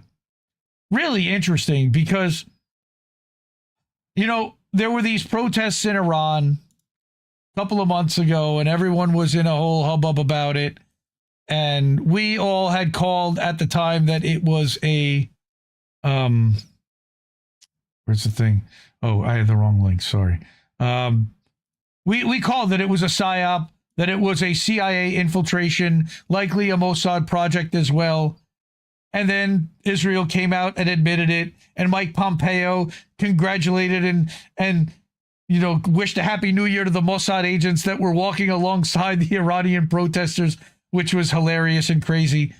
So we go to Indie Media Word Honoree Dave DeCamp, all right, over at antiwar.com, who now reports that U.S. smuggled thousands of Starlink terminals into Iran during the protests. My first question is, how the hell did they do that? And how did Iran let that happen under their nose? Thousands. Well, according to this, and Dave DeCamp, he's award-winning journalist, the U.S. smuggled thousands of Starlink terminals into Iran in January to support anti-government protesters inside the country, according to the Wall Street Journal. All right. The report said that the State Department had purchased 7,000 Starlink terminals several months ago with the aim of providing them to anti-government elements inside Iran, and that about 6,000 were smuggled into the country in January after the Iranian government had cut internet access as part of its crackdown against the protests. Again, how did they get those 6,000 into the country without the Iranians knowing it? How did they light them up and spin them up without the Iranians knowing it? The report, of course, contradicts the Trump administration's claim that it didn't provide any material support to the protesters, though Trump was publicly encouraging the protests. Iranian patriots, keep protesting. Take over your institutions. Save the names of the killers and abusers. They will pay a big price, he wrote in a Truth Social post on January 13th. Quote, I've canceled all meetings with Iranian officials until the senseless killing of protesters stops. Help is on the way. MIGA. He literally tweeted MIGA. That's insane. The unrest involved some armed clashes between Iranian security forces and Kurdish militants who reportedly entered Iran from Iraqi Kurdistan, where the U.S. has a military presence. Iranian authorities said at the end of January that they had seized the shipment of 51 Starlink terminals in Iran's Kurdistan region, which borders Iraqi Kurdistan. So it seems that that's how they smuggled them in, or how they got them in. Maybe through a truck that went over the border. These are the Starlink terminals from Iranian TV of the ones that they had captured. They're satellite dishes, right, with the power plugs. I'm guessing they're going to need a lot of power converters on top of it because they don't have 110 volt outlets in Iran. U.S. Treasury Secretary Scott Bessent has also bragged about how sanctions collapsed Iran's economy and sparked the protests. Oops, that's kind of a war crime, an act of war. Quote, at the Treasury, what we've done is created a dollar shortage in the country. It came to a swift and I would say grand culmination in December when one of the largest banks in Iran went under. There was a run on the bank. The central bank had to print money. The Iranian currency went into free fall. Inflation exploded. And hence, we've all seen the Iranian people out on the street. Again, sponsored by the federal government and Israel's government as well. But also, it glazed over the fact that the State Department bought 7,000 Starlink terminals. let's remember who was one of the largest campaign funders of the Donald Trump campaign. Maybe the guy who founded Starlink? Maybe. How, again, you have no government accountability office. You had the Doge, and there's basically nobody to say no to this. So that's, I guess, how 7,000 Starlink terminals get bought by the State Department, because Narco Rubio's going to do whatever he's told. So that's where it starts, is that the U.S. and Israel were responsible, of course, for now getting Starlink terminals, because we know for a fact that Iran is not going to bring Starlink terminals into the country. So now we're admitting to 6,000 Starlink terminals. Does that mean that we committed an act of war by creating the instability? Well, kind of. And we're kind of just waiting to see if or how or when Iran decides that they're going to respond. David Page, yay. Kurds are unlikely to attack Iran. That Iran treats them much better than Turkey and Syria, which are also Kurdish ancestral land. Yeah, but the Kurds are also like allies of ours in a way until we decide to abandon them. So they kind of don't really have much of a choice. And it's not even the Kurds doing it. It's allowing us and our allies, quote unquote, not looking the other way as Israel puts its own agents across the border. All right. That's I believe what's happening here, but I could be wrong. I'm speculating. Another story from Dave DeCamp at Anti-War. All right, is that Israeli attacks, because, of course, we know that the ceasefire has never been a ceasefire. They are now along to the next quote-unquote stage where the Rafah gate, the Rafah crossing was open, and they're allowing some trucks to come in, not nearly enough, and some people are allowed to leave, and some are coming back, and we talked a lot about the interrogation process that the people who are allowed to come back go through just to get to the rubble. All right. But they're at least getting to their families again. And they've been held out for almost 2 years, potentially. But remember that Israel has never stopped murdering Palestinians for one day while it claims that there's a ceasefire. Israeli attacks kill at least 12 Palestinians in Gaza. And this, again, was on Monday, February 15th. Okay? At 1:26 in the afternoon. According to Gaza's health ministry, that was Sunday, not Monday. All right. Since the ceasefire deal was signed, the IDF has killed over 600 Palestinians in Gaza. They've bombed houses. They've burned tents. They've starved people. There's also been babies that have frozen to death. Israeli forces killed at least 12 Palestinians in Gaza on Sunday, according to the Enclave's rescue agency, as the IDF continues killing Palestinians in the Strip, despite the U.S.-backed ceasefire deal. Gaza's civil defense said that one Israeli strike hit a tent sheltering displaced Palestinians in Jabalia, northern Gaza, killing at least 5. Another person was killed by Israeli army gunfire in Beit Lahia. A separate strike hit in Khan Yunis, southern Gaza, killing another 5. Why? All right. The heavy Israeli attacks came after the IDF on Saturday said it killed 5 armed terrorists, quote unquote, in northern Gaza, who emerged from a tunnel as IDF forces were demolishing buildings in the area.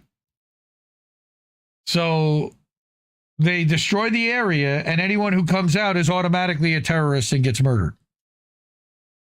The IDF claimed that the presence of allegedly armed Palestinian militants violated the ceasefire deal, even though Israel's been violating that every day, though the Palestinian side argues that the continued IDF demolitions are also a violation of the deal, since the agreement calls for the halt of, quote, all military operations inside Gaza. Huh. Again, only one side has to cease, according to Israel, while they get to fire. The Israeli military also has been launching daily attacks across Gaza, killing at least 600 Palestinians, 601, and wounding 1,607, don't forget about them, since the ceasefire deal was signed. according to the latest numbers from Gaza's health ministry, which account for bodies brought to hospitals and morgues only. That doesn't count people who die at home. That doesn't count people who are literally vaporized by Israeli weapons. And Reef and Collard are going to cover a story about that tomorrow night. Horrifying. Quote, a number of victims are also still under rubble and in the streets as ambulance and civil defense crews have been unable to reach them so far. So that number is likely to go up. The killing of Palestinians in Gaza has continued despite the Trump administration declaring that the second phase of the ceasefire deal has begun and forming the so-called Board of Peace, which is set to convene its first meeting in D.C. on Thursday. Dystopia awaits.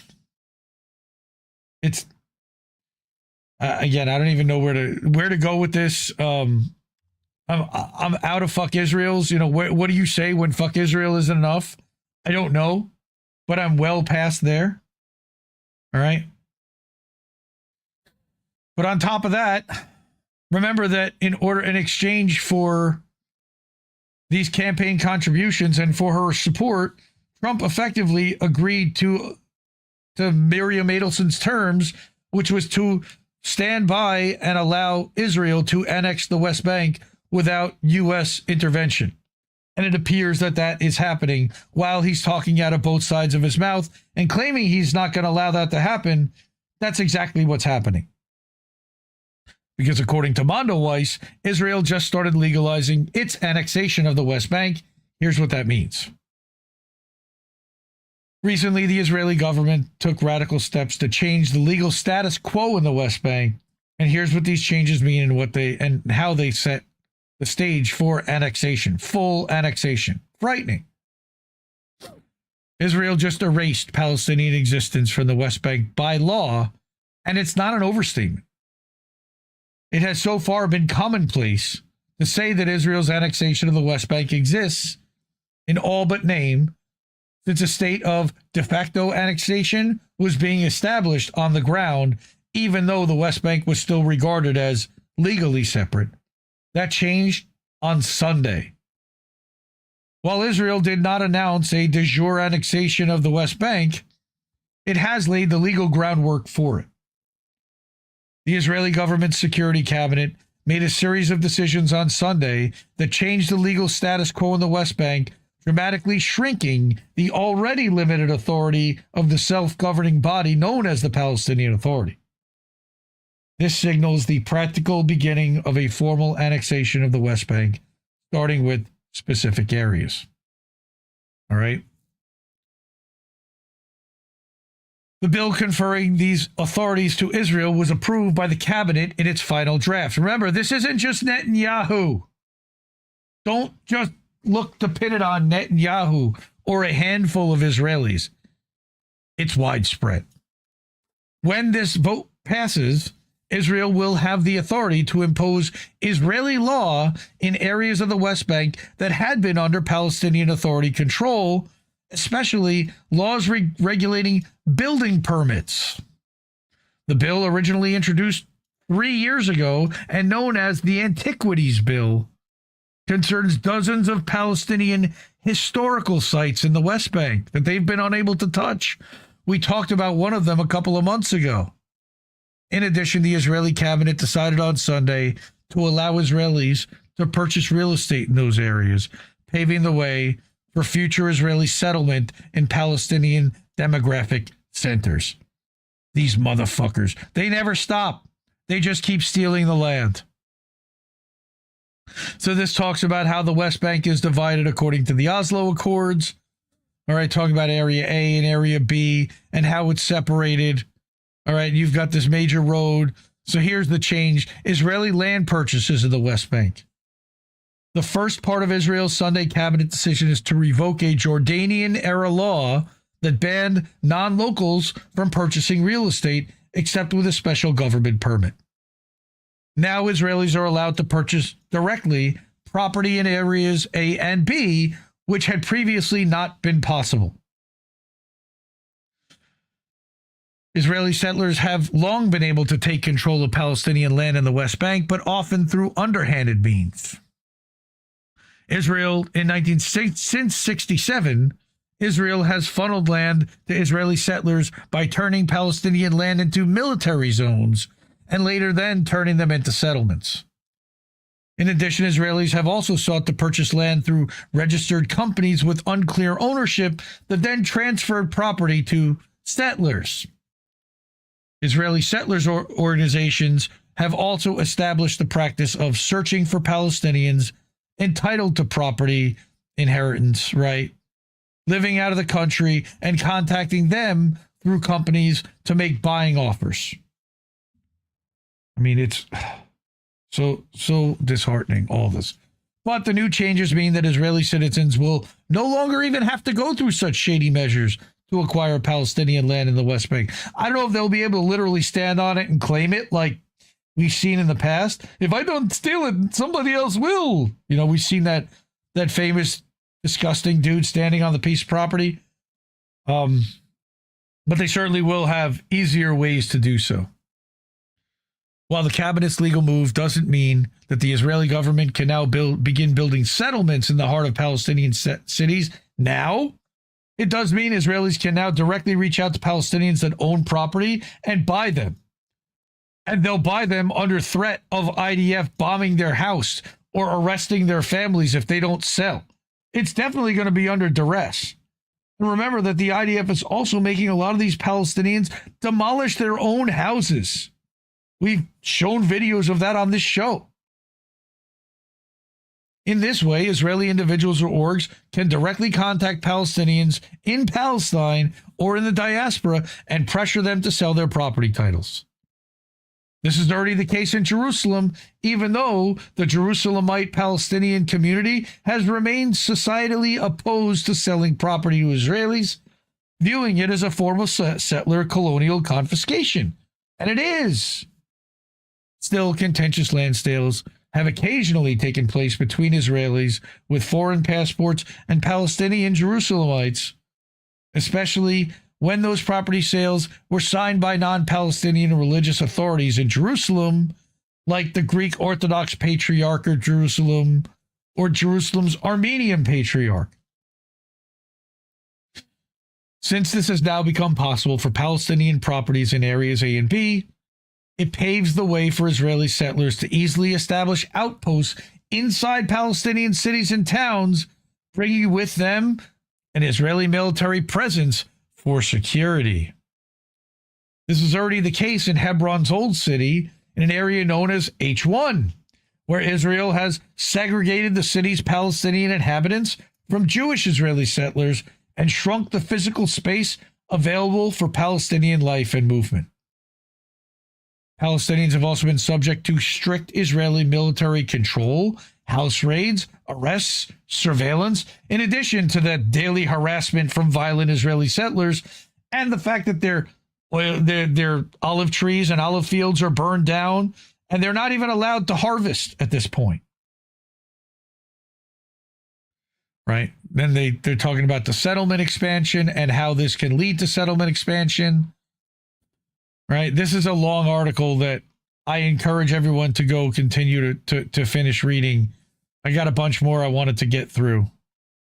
Okay. The takeover of historic sites also strips Palestinians of important access to their own heritage, further Israelizing the landscape.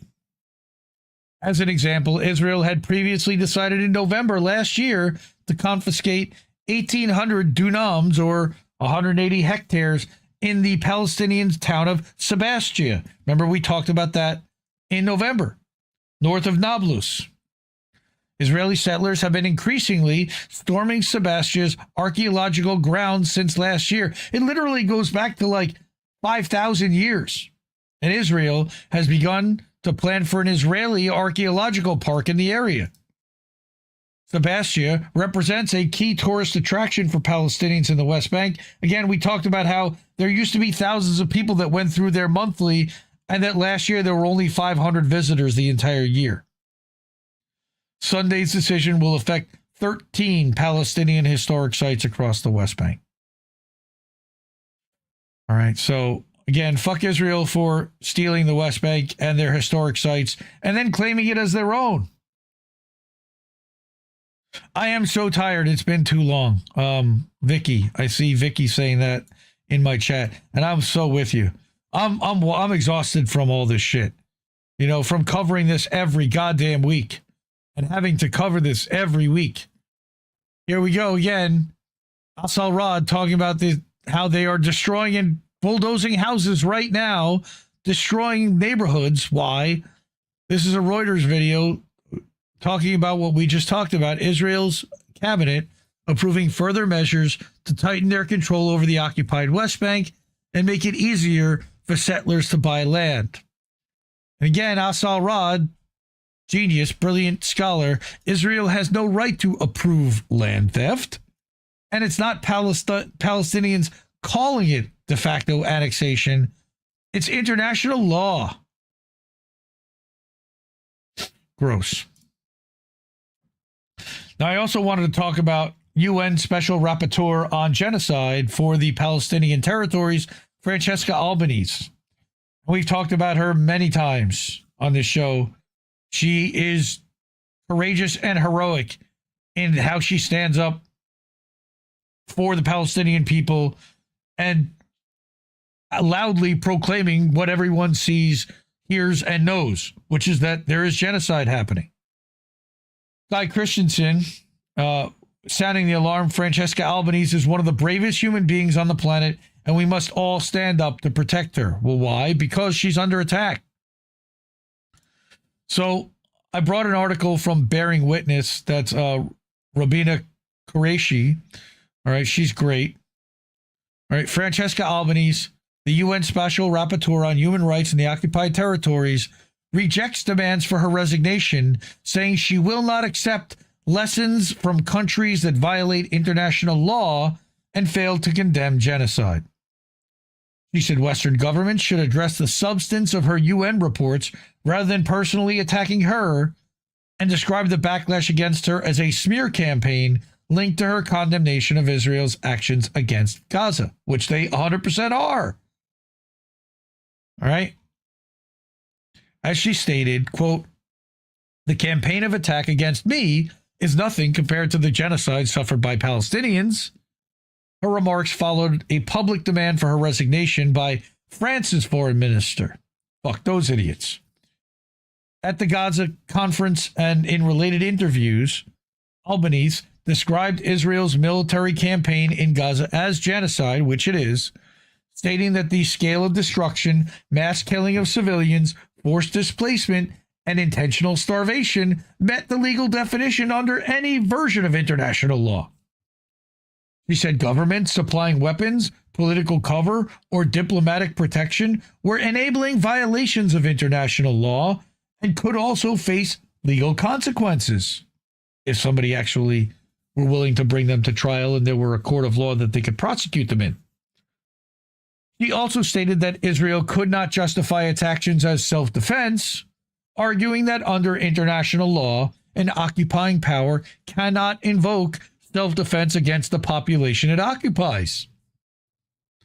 She criticized European governments, including France, for targeting her personally rather than addressing the findings of her reports, and warned that the failure to prevent genocide would destroy the credibility of international institutions it already has, including the United Nations. Nobody cares what they think anymore at this point. Sadly. These statements are consistent with her March 2024 report. Remember, that's almost 2 years ago, to the UN Human Rights Council, quote, Anatomy of a Genocide, which concluded then that there were reasonable grounds to believe that Israel was committing genocide in Gaza. That was only after 6 months of daily dropping bombs on Gaza, let alone stopping the trucks from going in entirely and bombing every single hospital and every university and all of their public infrastructure. Fuck Israel. Okay, so subscribe to Bearing Witness. This is robinaqureshi.substack.com. All these links will be in the Substack after the stream is over. I also wanted to bring another article written by Mitchell Plitnick. Mitchell writes for Mondo Weiss, but he also publishes on his own Substack, Cutting Through. That's mitchellplitnick.substack.com. Crucified by lies. And this lays out specifically the latest attacks against Albanese. Why is the French minister saying she needs to resign? Well, it's because of a doctored video. Spurred on by the propagandists at UN Watch, European officials, duped by a doctored video, are now sustaining their call for her resignation because she won't stop calling out Israel's crimes. Right? This was published yesterday, Monday. Again, Mitchell's independent. If you're able to, he's got a Ko-fi. He's got Substack you can subscribe to monthly. He's got links to some of his recent articles. And then we start here. UN Special Rapporteur for the Occupied Palestinian Territories, again, Francesca Albanese, is once again being pilloried in the press, having her life turned upside down by bad faith accusations and straight up lies. The latest attack was based on a doctored video of a speech she made at a conference organized by Al Jazeera, of which our friend Guy Christensen actually appeared and spoke also. Youngest person ever to speak at one of these Al Jazeera conferences. All right, the latest attack was based on a doctored video. She's accused of saying that Israel is the common enemy of humanity. She did not say that in any way. It was neither stated nor implied. Rather, she was identifying a global system that enabled and even helped support Israel's genocide in Gaza as the common enemy of humanity. Yes, the entire genocidal engine. That's the United States and the United Kingdom and Israel and Australia and all of NATO and Russia and China and everyone that continues to do business with Israel. They're all guilty and complicit. In her words, quote, the common enemy of humanity is the system that has enabled the genocide in Palestine, including the financial capital that funds it, the algorithms that obscure it, and the weapons that enable it, unquote. That was not her at all saying, again, what she's accused of. Let's remind people what she's now being accused of saying. All right, I lost my spot there. All right, but she's been accused, here it is, that Israel is the common enemy of humanity. That's not what she said. The common enemy of humanity is the system that enabled the genocide. Not just Israel, but every part of that system, including Israel. The controversy itself is proof of her words.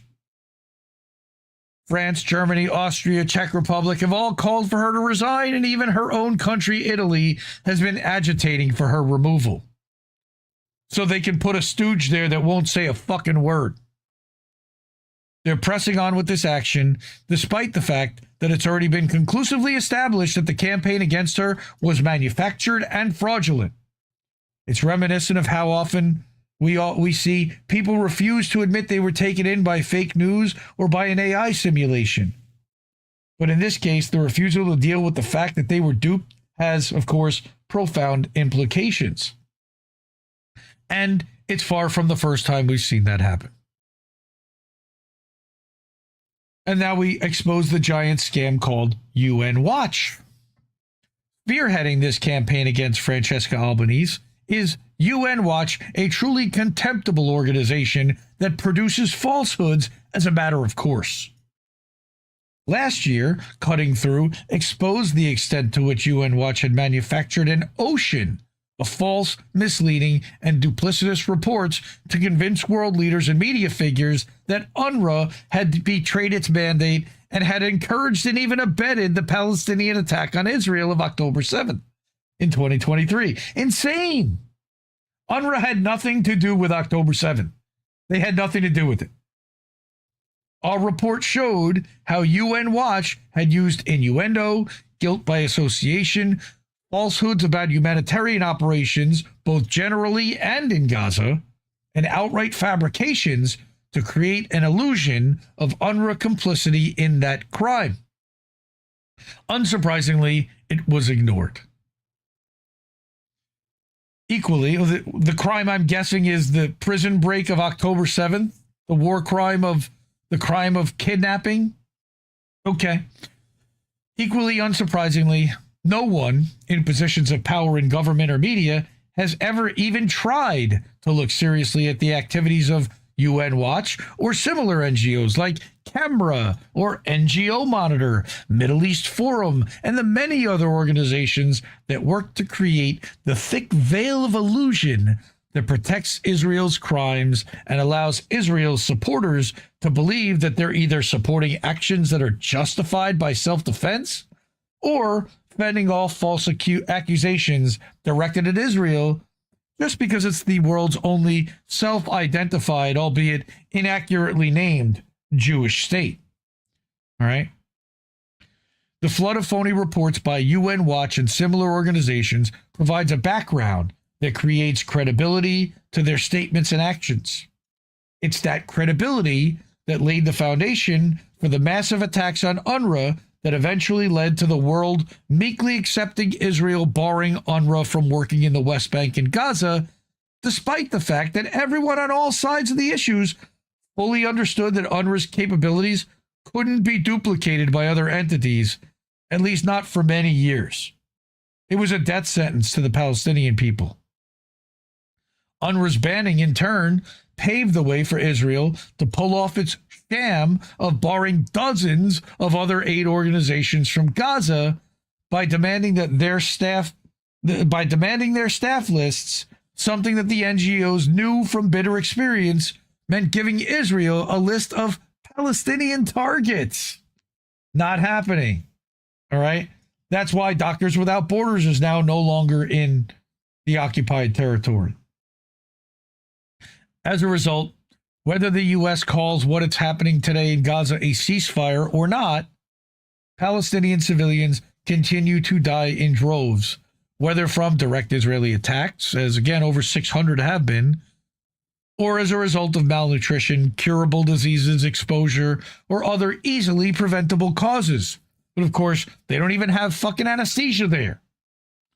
The count of those so-called indirect casualties is unknown, but surely extremely high. Again, not even counting those that are still buried under rubble. That is the impact and legacy of UN Watch.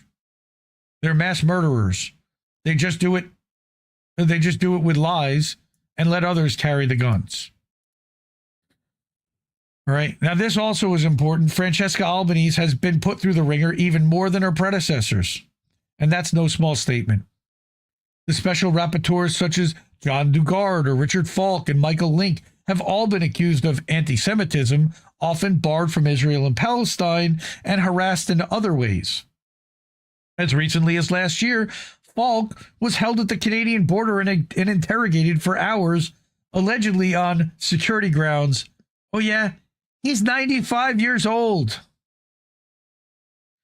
But Albanese has been put through more than any of them. She's under sanctions by the U.S., which effectively means she can't live her life.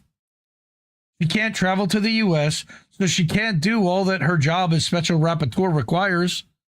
But most importantly, the sanctions again, and we've talked about this before, extend to her financial freedom. The sanctions prevent her from doing any business with or in the U.S., and the U.S. controls the system of international finance, SWIFT. The vast majority of transactions, large and small, all over the world, have to go through an American financial institution at some point. In effect, we talked about this, she can't get a credit card or even a bank account in any bank that engages with the American financial system.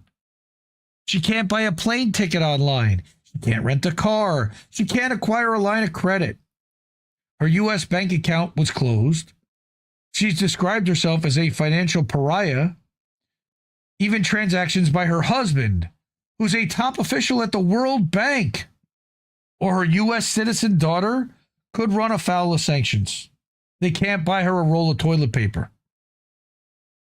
Why has all this happened? Some of it is certainly because she's been even more outspoken than her predecessors, even Falk, who was notable for his direct and sharp criticism of Israel's crimes. Albanese, of course, has been less than diplomatic and guarded in her words than many of her predecessors, justifiably so. Dugard, for instance, as a South African jurist, was only too familiar with the fact that Israel was an apartheid state, but he refrained from labeling it as such until he was about to leave office because he was afraid of being targeted. Albanese has specifically charged Israel with apartheid from the start of her tenure.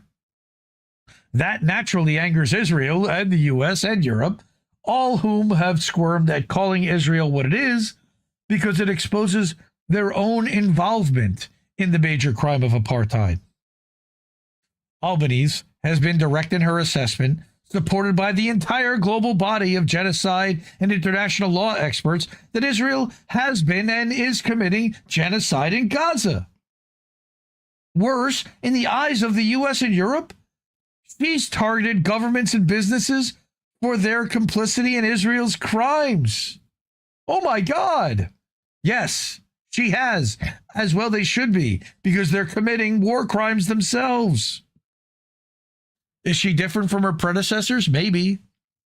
She is, of course, the first woman in the role, and he has little doubt that this aggravates the people in power, who are mostly men, as well as irritating the misogynistic system that she was rightly criticizing. Yes, including people who are part of that system like Pam Bodney and Ghislaine Maxwell. Women can be misogynists in their own way as well. But there's also the timing of her tenure.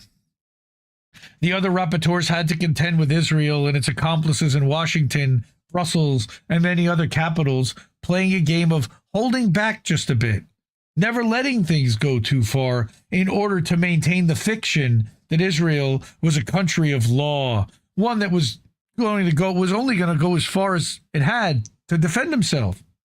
Right? That scam was being thrown aside even before the genocide in Gaza. Whether it was the deliberate killing of Shireen Abu Akleh, the growing efforts to assert Israeli control of the Temple Mount or Haram al-Sharif area in Jerusalem, or the massive increase in both military and settler violence in the West Bank, the most extreme and brazen elements in Israel had gained power and were shedding what they saw as the loathsome restraint of less extreme occupiers, colonizers, and war criminals who preceded them. There's no less extreme. They're all extremists. That was what Albanese stepped into, and then it got worse after October 7th. That, incidentally, was an action that Albanese has repeatedly condemned, which also is, to me, kind of crazy, but okay. Her every statement, without exception, was grounded in international law, in human rights, and equality. And yet, those words have been routinely twisted. This latest episode is just one more example of it. Yet, shamefully, the UN Secretary General Antonio Guterres, he has essentially thrown her to the wolves, even while the Human Rights Office quite rightly defended her. Israel's apartheid and war crimes cannot survive a real dedication to human rights and justice. But Israelis, like Palestinians and the rest of the world, would be a lot better off if that were the standard we all lived by. All right. Instead, we have the cowardly, lying murderers and organizations like UN Watch essentially creating the facts that are leading to policy decisions by equally cowardly leaders in France, Germany, Czech Republic, Austria, and elsewhere. These all support deliberately genocidal policies in Israel and the United States. That is precisely what a system that is a common threat to all of humanity looks like. Albanese deserves better, and so do we all. And again, that's Mitchell Plitnick cutting through. He also writes for Mondo Weiss. And I've got one last piece on Francesca Albanese, which was posted today by Sarah Wilkinson. This is a 2-minute and 55-second video from that conference I just hope we don't get dinged, but I'm going to play it anyway. Screw it. All right. Then go. Ich bin sehr stecken geblieben bei dem Fall von Albanese. It's not even in English. Neulich. Okay. I was recently shocked because I wondered why the USA imposed sanctions on this person. All right. So Deborah Feldman, decrying the smear campaigns, she's doing her job within democratic and also legally correct circumstances. She's doing a job which she was commissioned to do. She does it correctly. She does the job on an unpaid voluntary basis. Did you know that? She suffers greatly from political attack and social attacks for doing her job. She writes a report. In this report, she's accused of having committed economic warfare by writing a report. That's insane. They say that Francesca Albanese committed economic warfare. Not by dropping bombs on Palestinian people, but she revealed to us which corporations and companies were involved in the illegal war in Gaza, as if we didn't know. As well as the illegal occupation in the West Bank, as if we didn't know. That they're complicitly active or giving support. She informed us so we can decide to stop supporting these corporations. Right? She even asked us to do so. She showed us how the system works. For this service, she's been debanked and grounded, meaning she cannot use credit card or bank services. She must now rely on other people. And she's on some blacklists for traveling. This is so hugely disproportionate. This can only be seen as a sign of their desperation and weakness.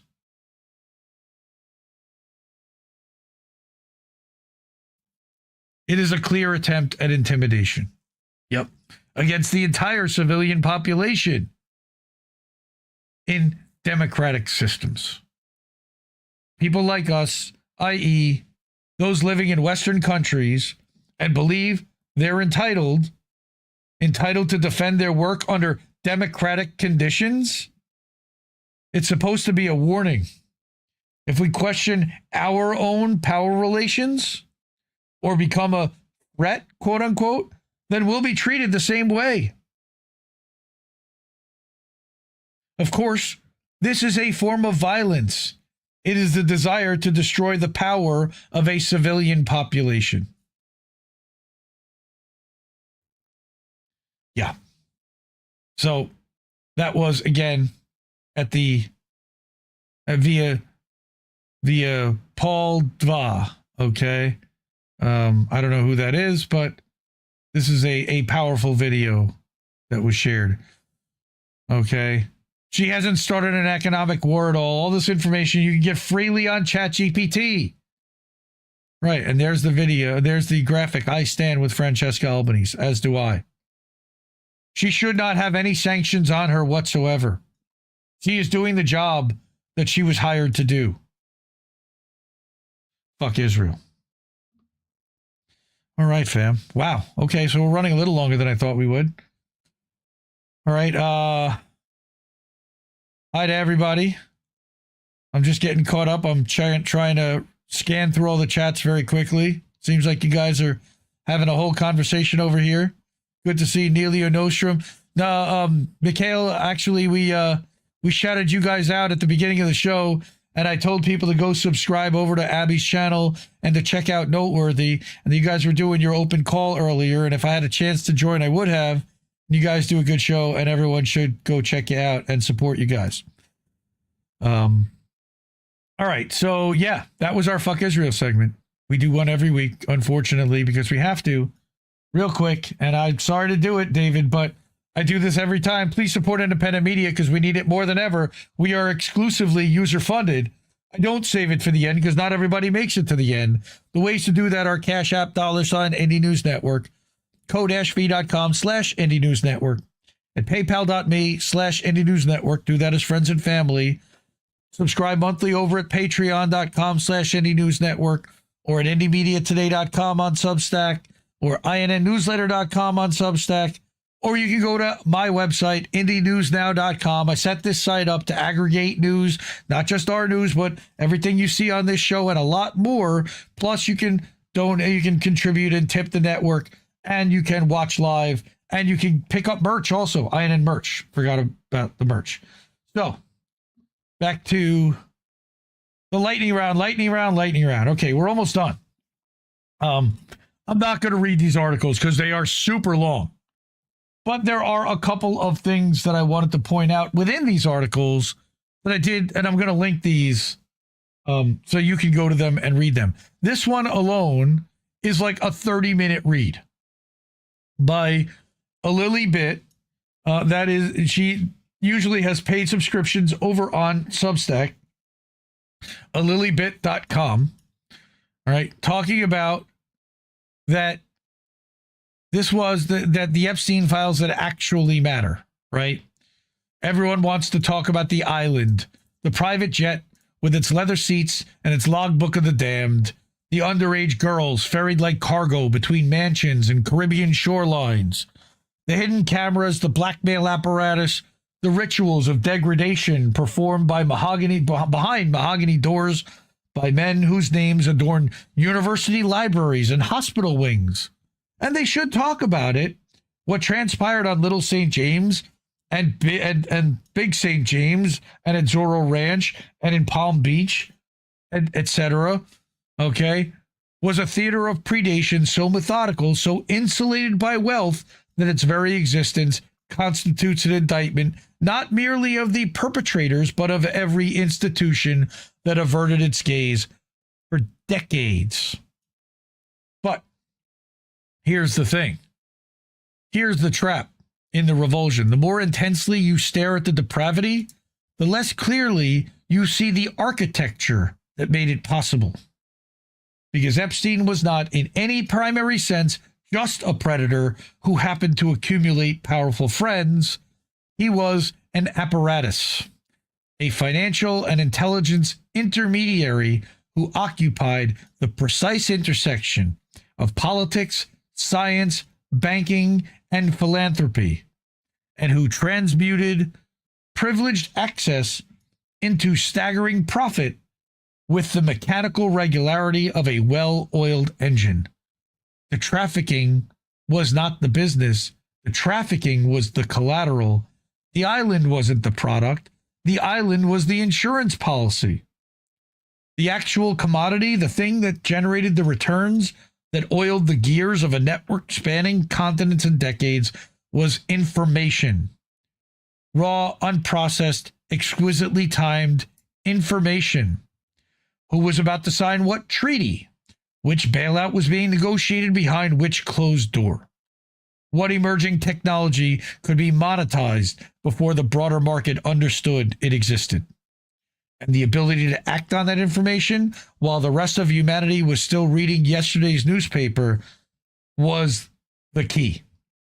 So, I want you to go and read this article. Again, it's super long and details a lot about the machine that still exists today. All right, that Epstein was just a purveyor of at one point. But it wasn't the only Epstein silly-related article this week. The Wise Wolf, who has been posting a lot into a lot of these Substack chats, talked about the movie Network and related a lot of Ned Beatty's character, who is co-opted in that movie, Howard Beale, and the network executive, to what's happening right now. And that's speculation. That is he still alive? Again, the gaming profile and all the stuff that popped up, there's a lot of questions as to what's going on. But he starts out by saying, I'm going to tell you something that'll make you physically sick, and then I'm going to prove it with documents that your own government just released. The news isn't news anymore. It stopped being news decades ago. What you're watching, and I talked about this years ago on How Do We Miss That, when you turn on CNN or Fox, isn't journalism, it's theater. It's spin doctoring. It's a protection racket for the billionaire class.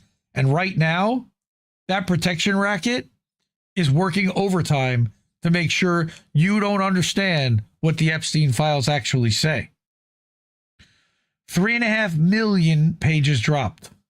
Trump's name appears over 1 million times in the unredacted documents. 1 million! And somehow the dominant narrative on every major news network is nothing to see here. Move along. Look at the stock market instead. Aren't you proud of how high the Dow is? This isn't incompetence. This isn't bias. This is coordinated institutional capture at a level that would have seemed impossible to articulate in polite company until very recently. Except that a screenwriter named Patty Chayefsky laid out the exact blueprint in 1976, and nobody wanted to believe him because the truth was too ugly. All right. So he talks about Network, which won 4 Academy Awards in 1977.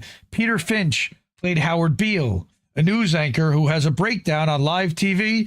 I'm mad as hell and I'm not going to take it anymore. And starts telling the truth about the systems that control your life. The network executives, instead of pulling him off the air, realize his insanity is great for ratings. They package his mental collapse as entertainment. They build an entire show around exploiting his deteriorating mind. And when his message starts to threaten the actual power structure, when he begins exposing corporate control that goes beyond mere television, they murdered him on live TV to boost Sweeps Week. Sorry to ruin the spoiler. The film was called Satire in 1976. Critics described it as outrageous and impossible to accept. CBS News President Richard Salant said it flatly couldn't happen. 50 years later, it's a documentary. And I'm going to stop there because I want you to read this article. It's actually really good. So I'm going to drop that in the chats, as in the Substack afterwards as well, which you'll find at IndieMediaToday.com. It'll publish, I'll update the current pub post about the live stream alert with all the links, and then update that tonight after the show's over. And then tomorrow, when I publish the podcast version of this in video, there'll be a link to that post in the podcast. So I also wanted to do one thing, which I've never done on this show, which is that the Corbett Report, Indie Media Award honoree James Corbett and the Corbett Report. If you're not subscribed, by all means, please go to the Corbett Report, go to CorbettReport.com and subscribe. Follow him on Substack. Subscribe to the Corbett Report everywhere you can. They're back on YouTube. They're on Rumble. They're everywhere. James Corbett, back in 2011, for the 10-year anniversary of 9/11, made a video called 9/11, A Conspiracy Theory, which to me is one of the greatest videos that's made in the history of the internet. And we're gonna go through it. It lays out in 5 minutes specifically why you should question everything about that you were told about 9/11 if you still believe whatever you believe. You know, the official story that we were told initially. So, before we do that, I'm going to full screen this, and then I'm going to do this to show my full screen, and we're going to hit play.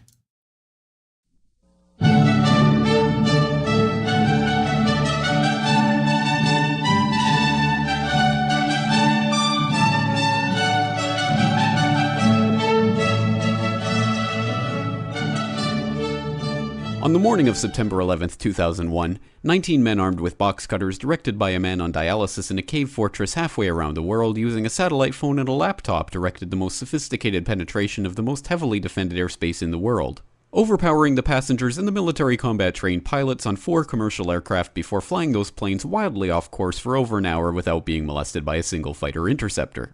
These 19 hijackers, devout religious fundamentalists who like to drink alcohol, snort cocaine, and live with pink-haired strippers, managed to knock down 3 buildings with 2 planes in New York. While in Washington, a pilot who couldn't handle a single-engine Cessna was able to fly a 757 in an 8,000-foot descending 270-degree corkscrew turn to come exactly level with the ground. hitting the Pentagon in the Budget Analyst Office, where DoD staffers were working on the mystery of the $2.3 trillion that Defense Secretary Donald Rumsfeld had announced missing from the Pentagon's coffers in a press conference the day before, on September 10th, 2001. Luckily, the news anchors knew who did it within minutes. Osama bin Laden. The pundits knew within hours. Osama bin Laden. The administration knew within the day. Terrorists who committed these acts and those who harbored them. And the evidence literally fell into the FBI's lap. That a hijacker's passport was found blocks from the World Trade Center crash site, if you can believe that. But for some reason, a bunch of crazy conspiracy theorists demanded an investigation into the greatest attack on American soil in history. That investigation was delayed, underfunded, set up to fail, a conflict of interest, and a cover-up from start to finish. It was based on testimony extracted through torture, the records of which were destroyed. It failed to mention the existence of WTC-7, Able Danger, P-TECH, Sibel Edmonds, OBL and the CIA, and the drills of hijacked aircraft being flown into buildings that were being simulated at the precise same time that those events were actually happening. It was lied to by the Pentagon, the CIA, the Bush administration, and as for Bush and Cheney, well, no one knows what they told it because they testified in secret, off the record, not under oath, and behind closed doors. It didn't bother to look at who funded the attacks because that question is ultimately of little practical significance. Still, the 9/11 Commission did brilliantly answering all of the questions the public had, except most of the victims' family members' questions, and pinned blame on all the people responsible, although no one so much as lost their job, determining the attacks were failure of imagination. Because Nobody in our government, at least, and I don't think the prior government that could envision flying airplanes into buildings. Except the Pentagon, FEMA, NORAD, and the NRO. The DIA destroyed 2.5 terabytes of data on Able Danger, but that's okay because it probably wasn't important. The SEC destroyed their records on the investigation into the insider trading before the attacks, but that's okay because destroying the records of the largest investigation in SEC history is just part of routine record keeping. NIST has classified the data that they used for their model of WTC-7's collapse, but that's okay because knowing how they made their model of the collapse would jeopardize public safety. The FBI has argued that all material related to their investigation of 9/11 should be kept secret from the public, but that's okay because the FBI probably has nothing to hide. This man never existed, nor is anything he had to say worthy of your attention, and if you say otherwise, you are a paranoid conspiracy theorist and deserve to be shunned by all of humanity. Likewise him, and her. And her, and her, and him. Osama bin Laden lived in a cave fortress in the hills of Afghanistan, but somehow got away. Then he was hiding out in Tora Bora, but somehow got away. Then he lived in Abbottabad for years, taunting the most comprehensive intelligence dragnet employing the most sophisticated technology in the history of the world for a decade, releasing video after video with complete impunity and getting younger and younger as he did so, before finally being found in a daring SEAL team raid which wasn't recorded on video, in which he didn't resist or use his wife as a human shield, and in which these crack special forces operatives panicked and killed this unarmed man, supposedly the best source of intelligence about those dastardly terrorists on the entire planet. Then they dumped his body in the ocean before telling anyone about it. Then a couple dozen of that team's members died in a helicopter crash in Afghanistan. This is the story of 9/11, brought to you by the media which told you the hard truths about His head could be seen to move violently forward. And They took the babies out of the incubators. And mobile production facilities. And the rescue of Jessica Lynch. If you have any questions about this story, you are a batshit paranoid tinfoil dog-abusing baby hater and will be reviled by everyone. If you love your country and or freedom, happiness, rainbows, rock and roll, puppy dogs, apple pie, and your grandma, you will never ever express doubts about any part of this story to anyone. Ever. This has been a public service announcement by the Friends of the FBI, CIA, NSA, DIA, SEC, MSM, White House, NIST, and the 9/11 Commission. Because ignorance is strength. Is strength.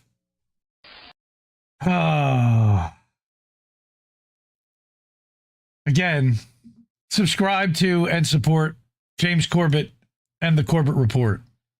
That was produced for the 10th anniversary of September 11th in 2011, and it's still relevant to this day.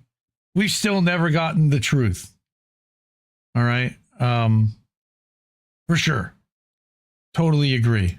We shall never get the truth. I think we've had the truth. I genuinely feel like the truth is out there. It's already been shared. Certainly pinned to the INN Rumble channel, and I don't believe it's even up at this point on YouTube. I think they took it down. Our friend Joe, STF, shut the fuck up, shitlib, or who's been disappeared for a couple of years now, his swan song video was a video about a half hour all about evidence of how Israel was involved in 9/11, collecting a bunch of different videos and putting together this indictment. So, a lot of people ask a lot of questions, and it also links back to Israel. I did, again, want to share this, and the reason why I shared this today is because there was somebody who shared it on Substack and initially had not credited the Corbett report. And it got me upset. Like, this guy did the work. Like, you got to credit him. You got to credit him. You got to, so I actually commented and said, please do that. And they didn't link to it, but they at least indicated and put in, a line in there that it was by the Corbett report and James Corbett. Okay. But again, I wanted to share that on this show because it is one of the fundamental things to ask a lot of those questions about the narrative that we were sold and shaping a lot of what happened post 9/11 in this country with the creation of Homeland Security and ICE. ICE didn't exist. It was Customs.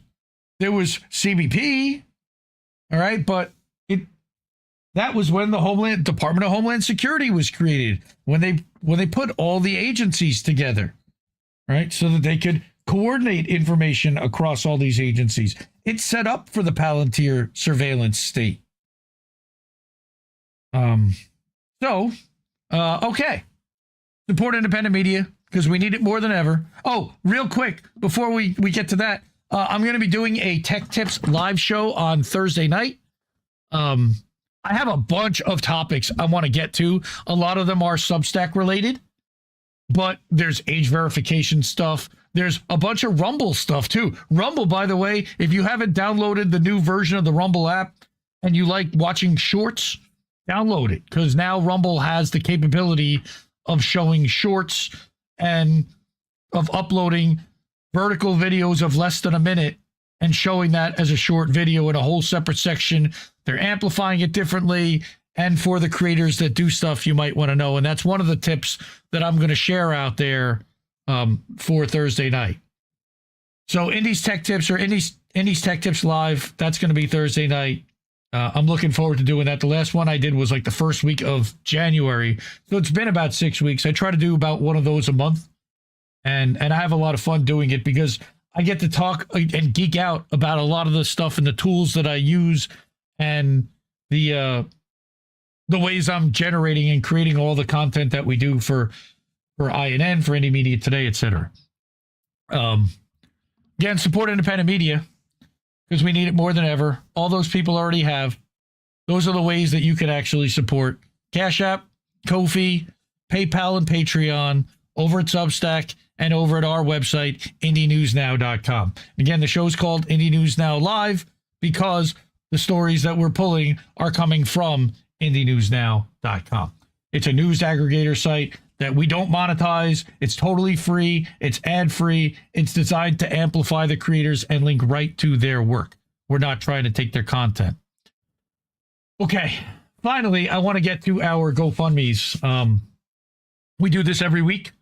It's important. I feel that it's important to use this platform to amplify the stories of our audience and of independent media creators that could use a boost. I've been sharing the same ones now for a while because our friends certainly do need help. All right, the first one is Shanda Masta from Beauty and the Boomer and Trailer Park Pundit. About 18 months ago, Shanda was diagnosed with small cell lung cancer and has now gone through her third round of being diagnosed. She beat it once and they had declared her cancer-free for a couple of months, and then it came back in her liver, and now it's spreading in different spots, and she's undergoing aggressive treatment in Seattle at Fred Hutch, experimental aggressive treatment to try to keep her alive. And we desperately want that to happen for as long as possible, as long as she's not suffering. I know she's in a lot of pain at times, but this community and her audience has kept her going And she's repeatedly said that we have motivated her to keep fighting. Not we, like here on the show, but the collective audience and support network that she has out there and showing the love. And one way to do that is by supporting her GoFundMe. She has bills that are piling up, hospital bills, rent, food, normal expenses. She can't work, obviously. She's getting some aid, but it's not going to add up to much. And life is expensive these days for everyone. I understand that everyone is tapped and it's really rough out there right now. But if anybody's got a couple of bucks, Shanda certainly could use them. But unfortunately, Shanda's not the only one. All right. And while she's fighting a cancer battle, we've also got a woman who has been sitting in ICE detention for 8 months. And this woman is the sister-in-law of another member of our audience who's sitting out there, Cowboy Kitty. I got an update from him earlier today that her next hearing with ICE for deportation is on Friday. That there has been an appeal filed. There was an appeal filed. Again, she was stopped on a routine traffic stop. She was detained. Descent in Bloom wrote a beautiful article about it last summer. And she's been held pending appeal, as they've already ruled that she was to be deported to Ukraine, where she has been granted asylum here because she had feared for her life. They don't care. They're going to send her back.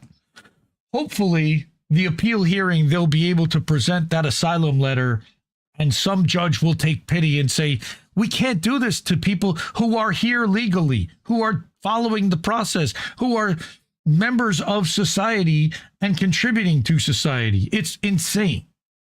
All right.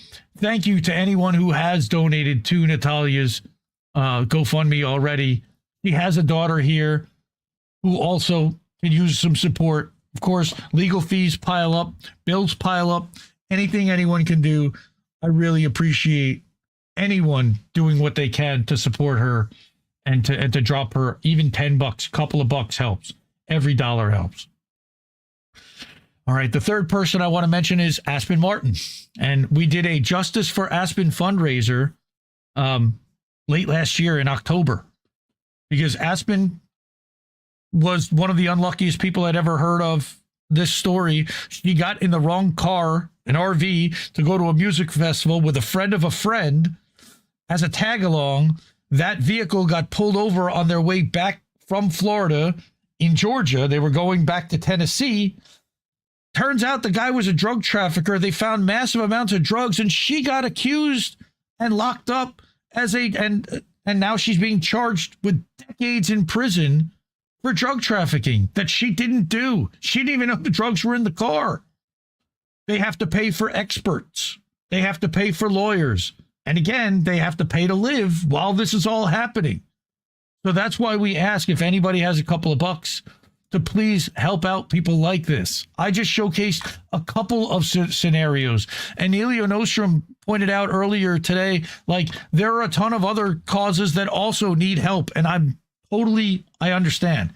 These are a couple of causes that are near and dear to my personal heart. I can't help everybody. We can't. Everybody's got to do what they can to help out the people around them. And I will do what I can. And I love you all. And I want to help everyone. Everybody's story is important. I'm not minimizing any of it. I'm just doing what I can with my little corner of the world. And again, I appreciate everyone for stepping up and helping. Cowboy Kitty is here, and he said, thank you all so much. Love you, brother. I mean, it's disgraceful what she's having to go through. And it makes me sad. And that's why I use this platform to fight for them, to let people know what's happening and to see if we can. And thanks to people like Descent in Bloom, her article helped get Aspen to this point. But unfortunately, 12.5 was only the first installment of the money that she's going to need. It's sad that it's just how much they're trying to break all of us by straining the financial resources of the community. All right. So support all of these worthy causes. I love all these people, and I love you for listening and for supporting them and for supporting independent media. And we'll be back next week. Again, I'll be back Thursday night to do the tech show. And tomorrow night at 9 p.m. Eastern on INN and at INNnewsletter.com, you can watch Reef and Colin do INN News. Friday night at 7 Eastern, you'll also catch Angel Rivera doing Angel in the Afternoon. That's at 7 Eastern. And again, Thursday night, 10 o'clock Eastern, I'm going to be doing Indie's Tech Tips Live, where I'm going to talk about Rumble, and I'm going to talk about Discord, and I'm going to talk about Substack, and I'm going to geek out. And it's an AMA. It's a lot more interactive than this one, where I'm just reading articles. I'll be able to answer more questions and have more of a conversation with you about it. And yes, Cowboy Kitty, our fingers are crossed, and we're waiting for the 20th, and we're all pulling for her and wonderful vibes, to make sure that please let her get out and return to her life here in Ohio. Again, she wasn't hurting anybody. She's not hurting anyone. Why are we doing this to these people? Right. And yes, OMB Aspen is going to need a lot more, sadly. All right, everyone. Real quick, I did want to share the merch page. If you did want to pick up, and another good way to support INN is to wear our logo or wear one of our items. We've got T-shirts, we've got beanies, we've got stickers and hoodies and tank tops, all different designs. Let me put this up on screen here. We've got the Zago Brothers logo for INN that was designed for the Indie Media Awards initially. We got We Deserve Better PsyOps, which was designed for Anna Mayers, who requested that. And I saw, by the way, Fred Edward picked up one of these shirts in black. When a people are occupied, resistance is justified. It was a design made by Colin. I also got this week a package from our Big Frog friends that run the store, and that was actually the Indie green tie T-shirt. So you see my little avatar guy. If you click on the T-shirts and view the category page and go down to the bottom, you see the Indie green tie, $23. So there's that one, and there's Cats or Dicks. And there's INN 8 the Ocho, and you see we've got ladies' tees as well. One for the show. You want to represent the show. There's the Indie News Now shirt. Indie Media Today to represent the Substack. And the old show, How Did We Miss That? I haven't taken that down yet. And I actually got a boat smashing into other boats shirt. I love it. I can't wait to wear these. Can't wait. All right, everyone. I've indulged taking your time long enough. Thank you, everyone, for bearing with me. I love you all. Support independent media again, because we need it more than ever. I'll see you next week. And I don't know. No! We just fucking lost the stream!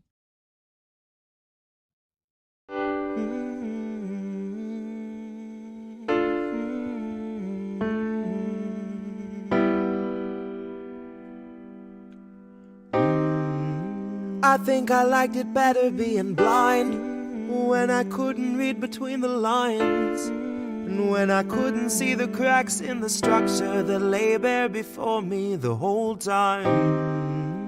I think I liked it better back when I suspended disbelief and swallowed pride. I thought I knew the difference in the red from the blue, but they both bleed us so dry. They both bleed us so dry. My favorite songs don't hit the same way. I get to the end of a 4-minute track and I'm only looking back thinking, what did they actually say? So I guess this isn't such an awful place. Is that what you want?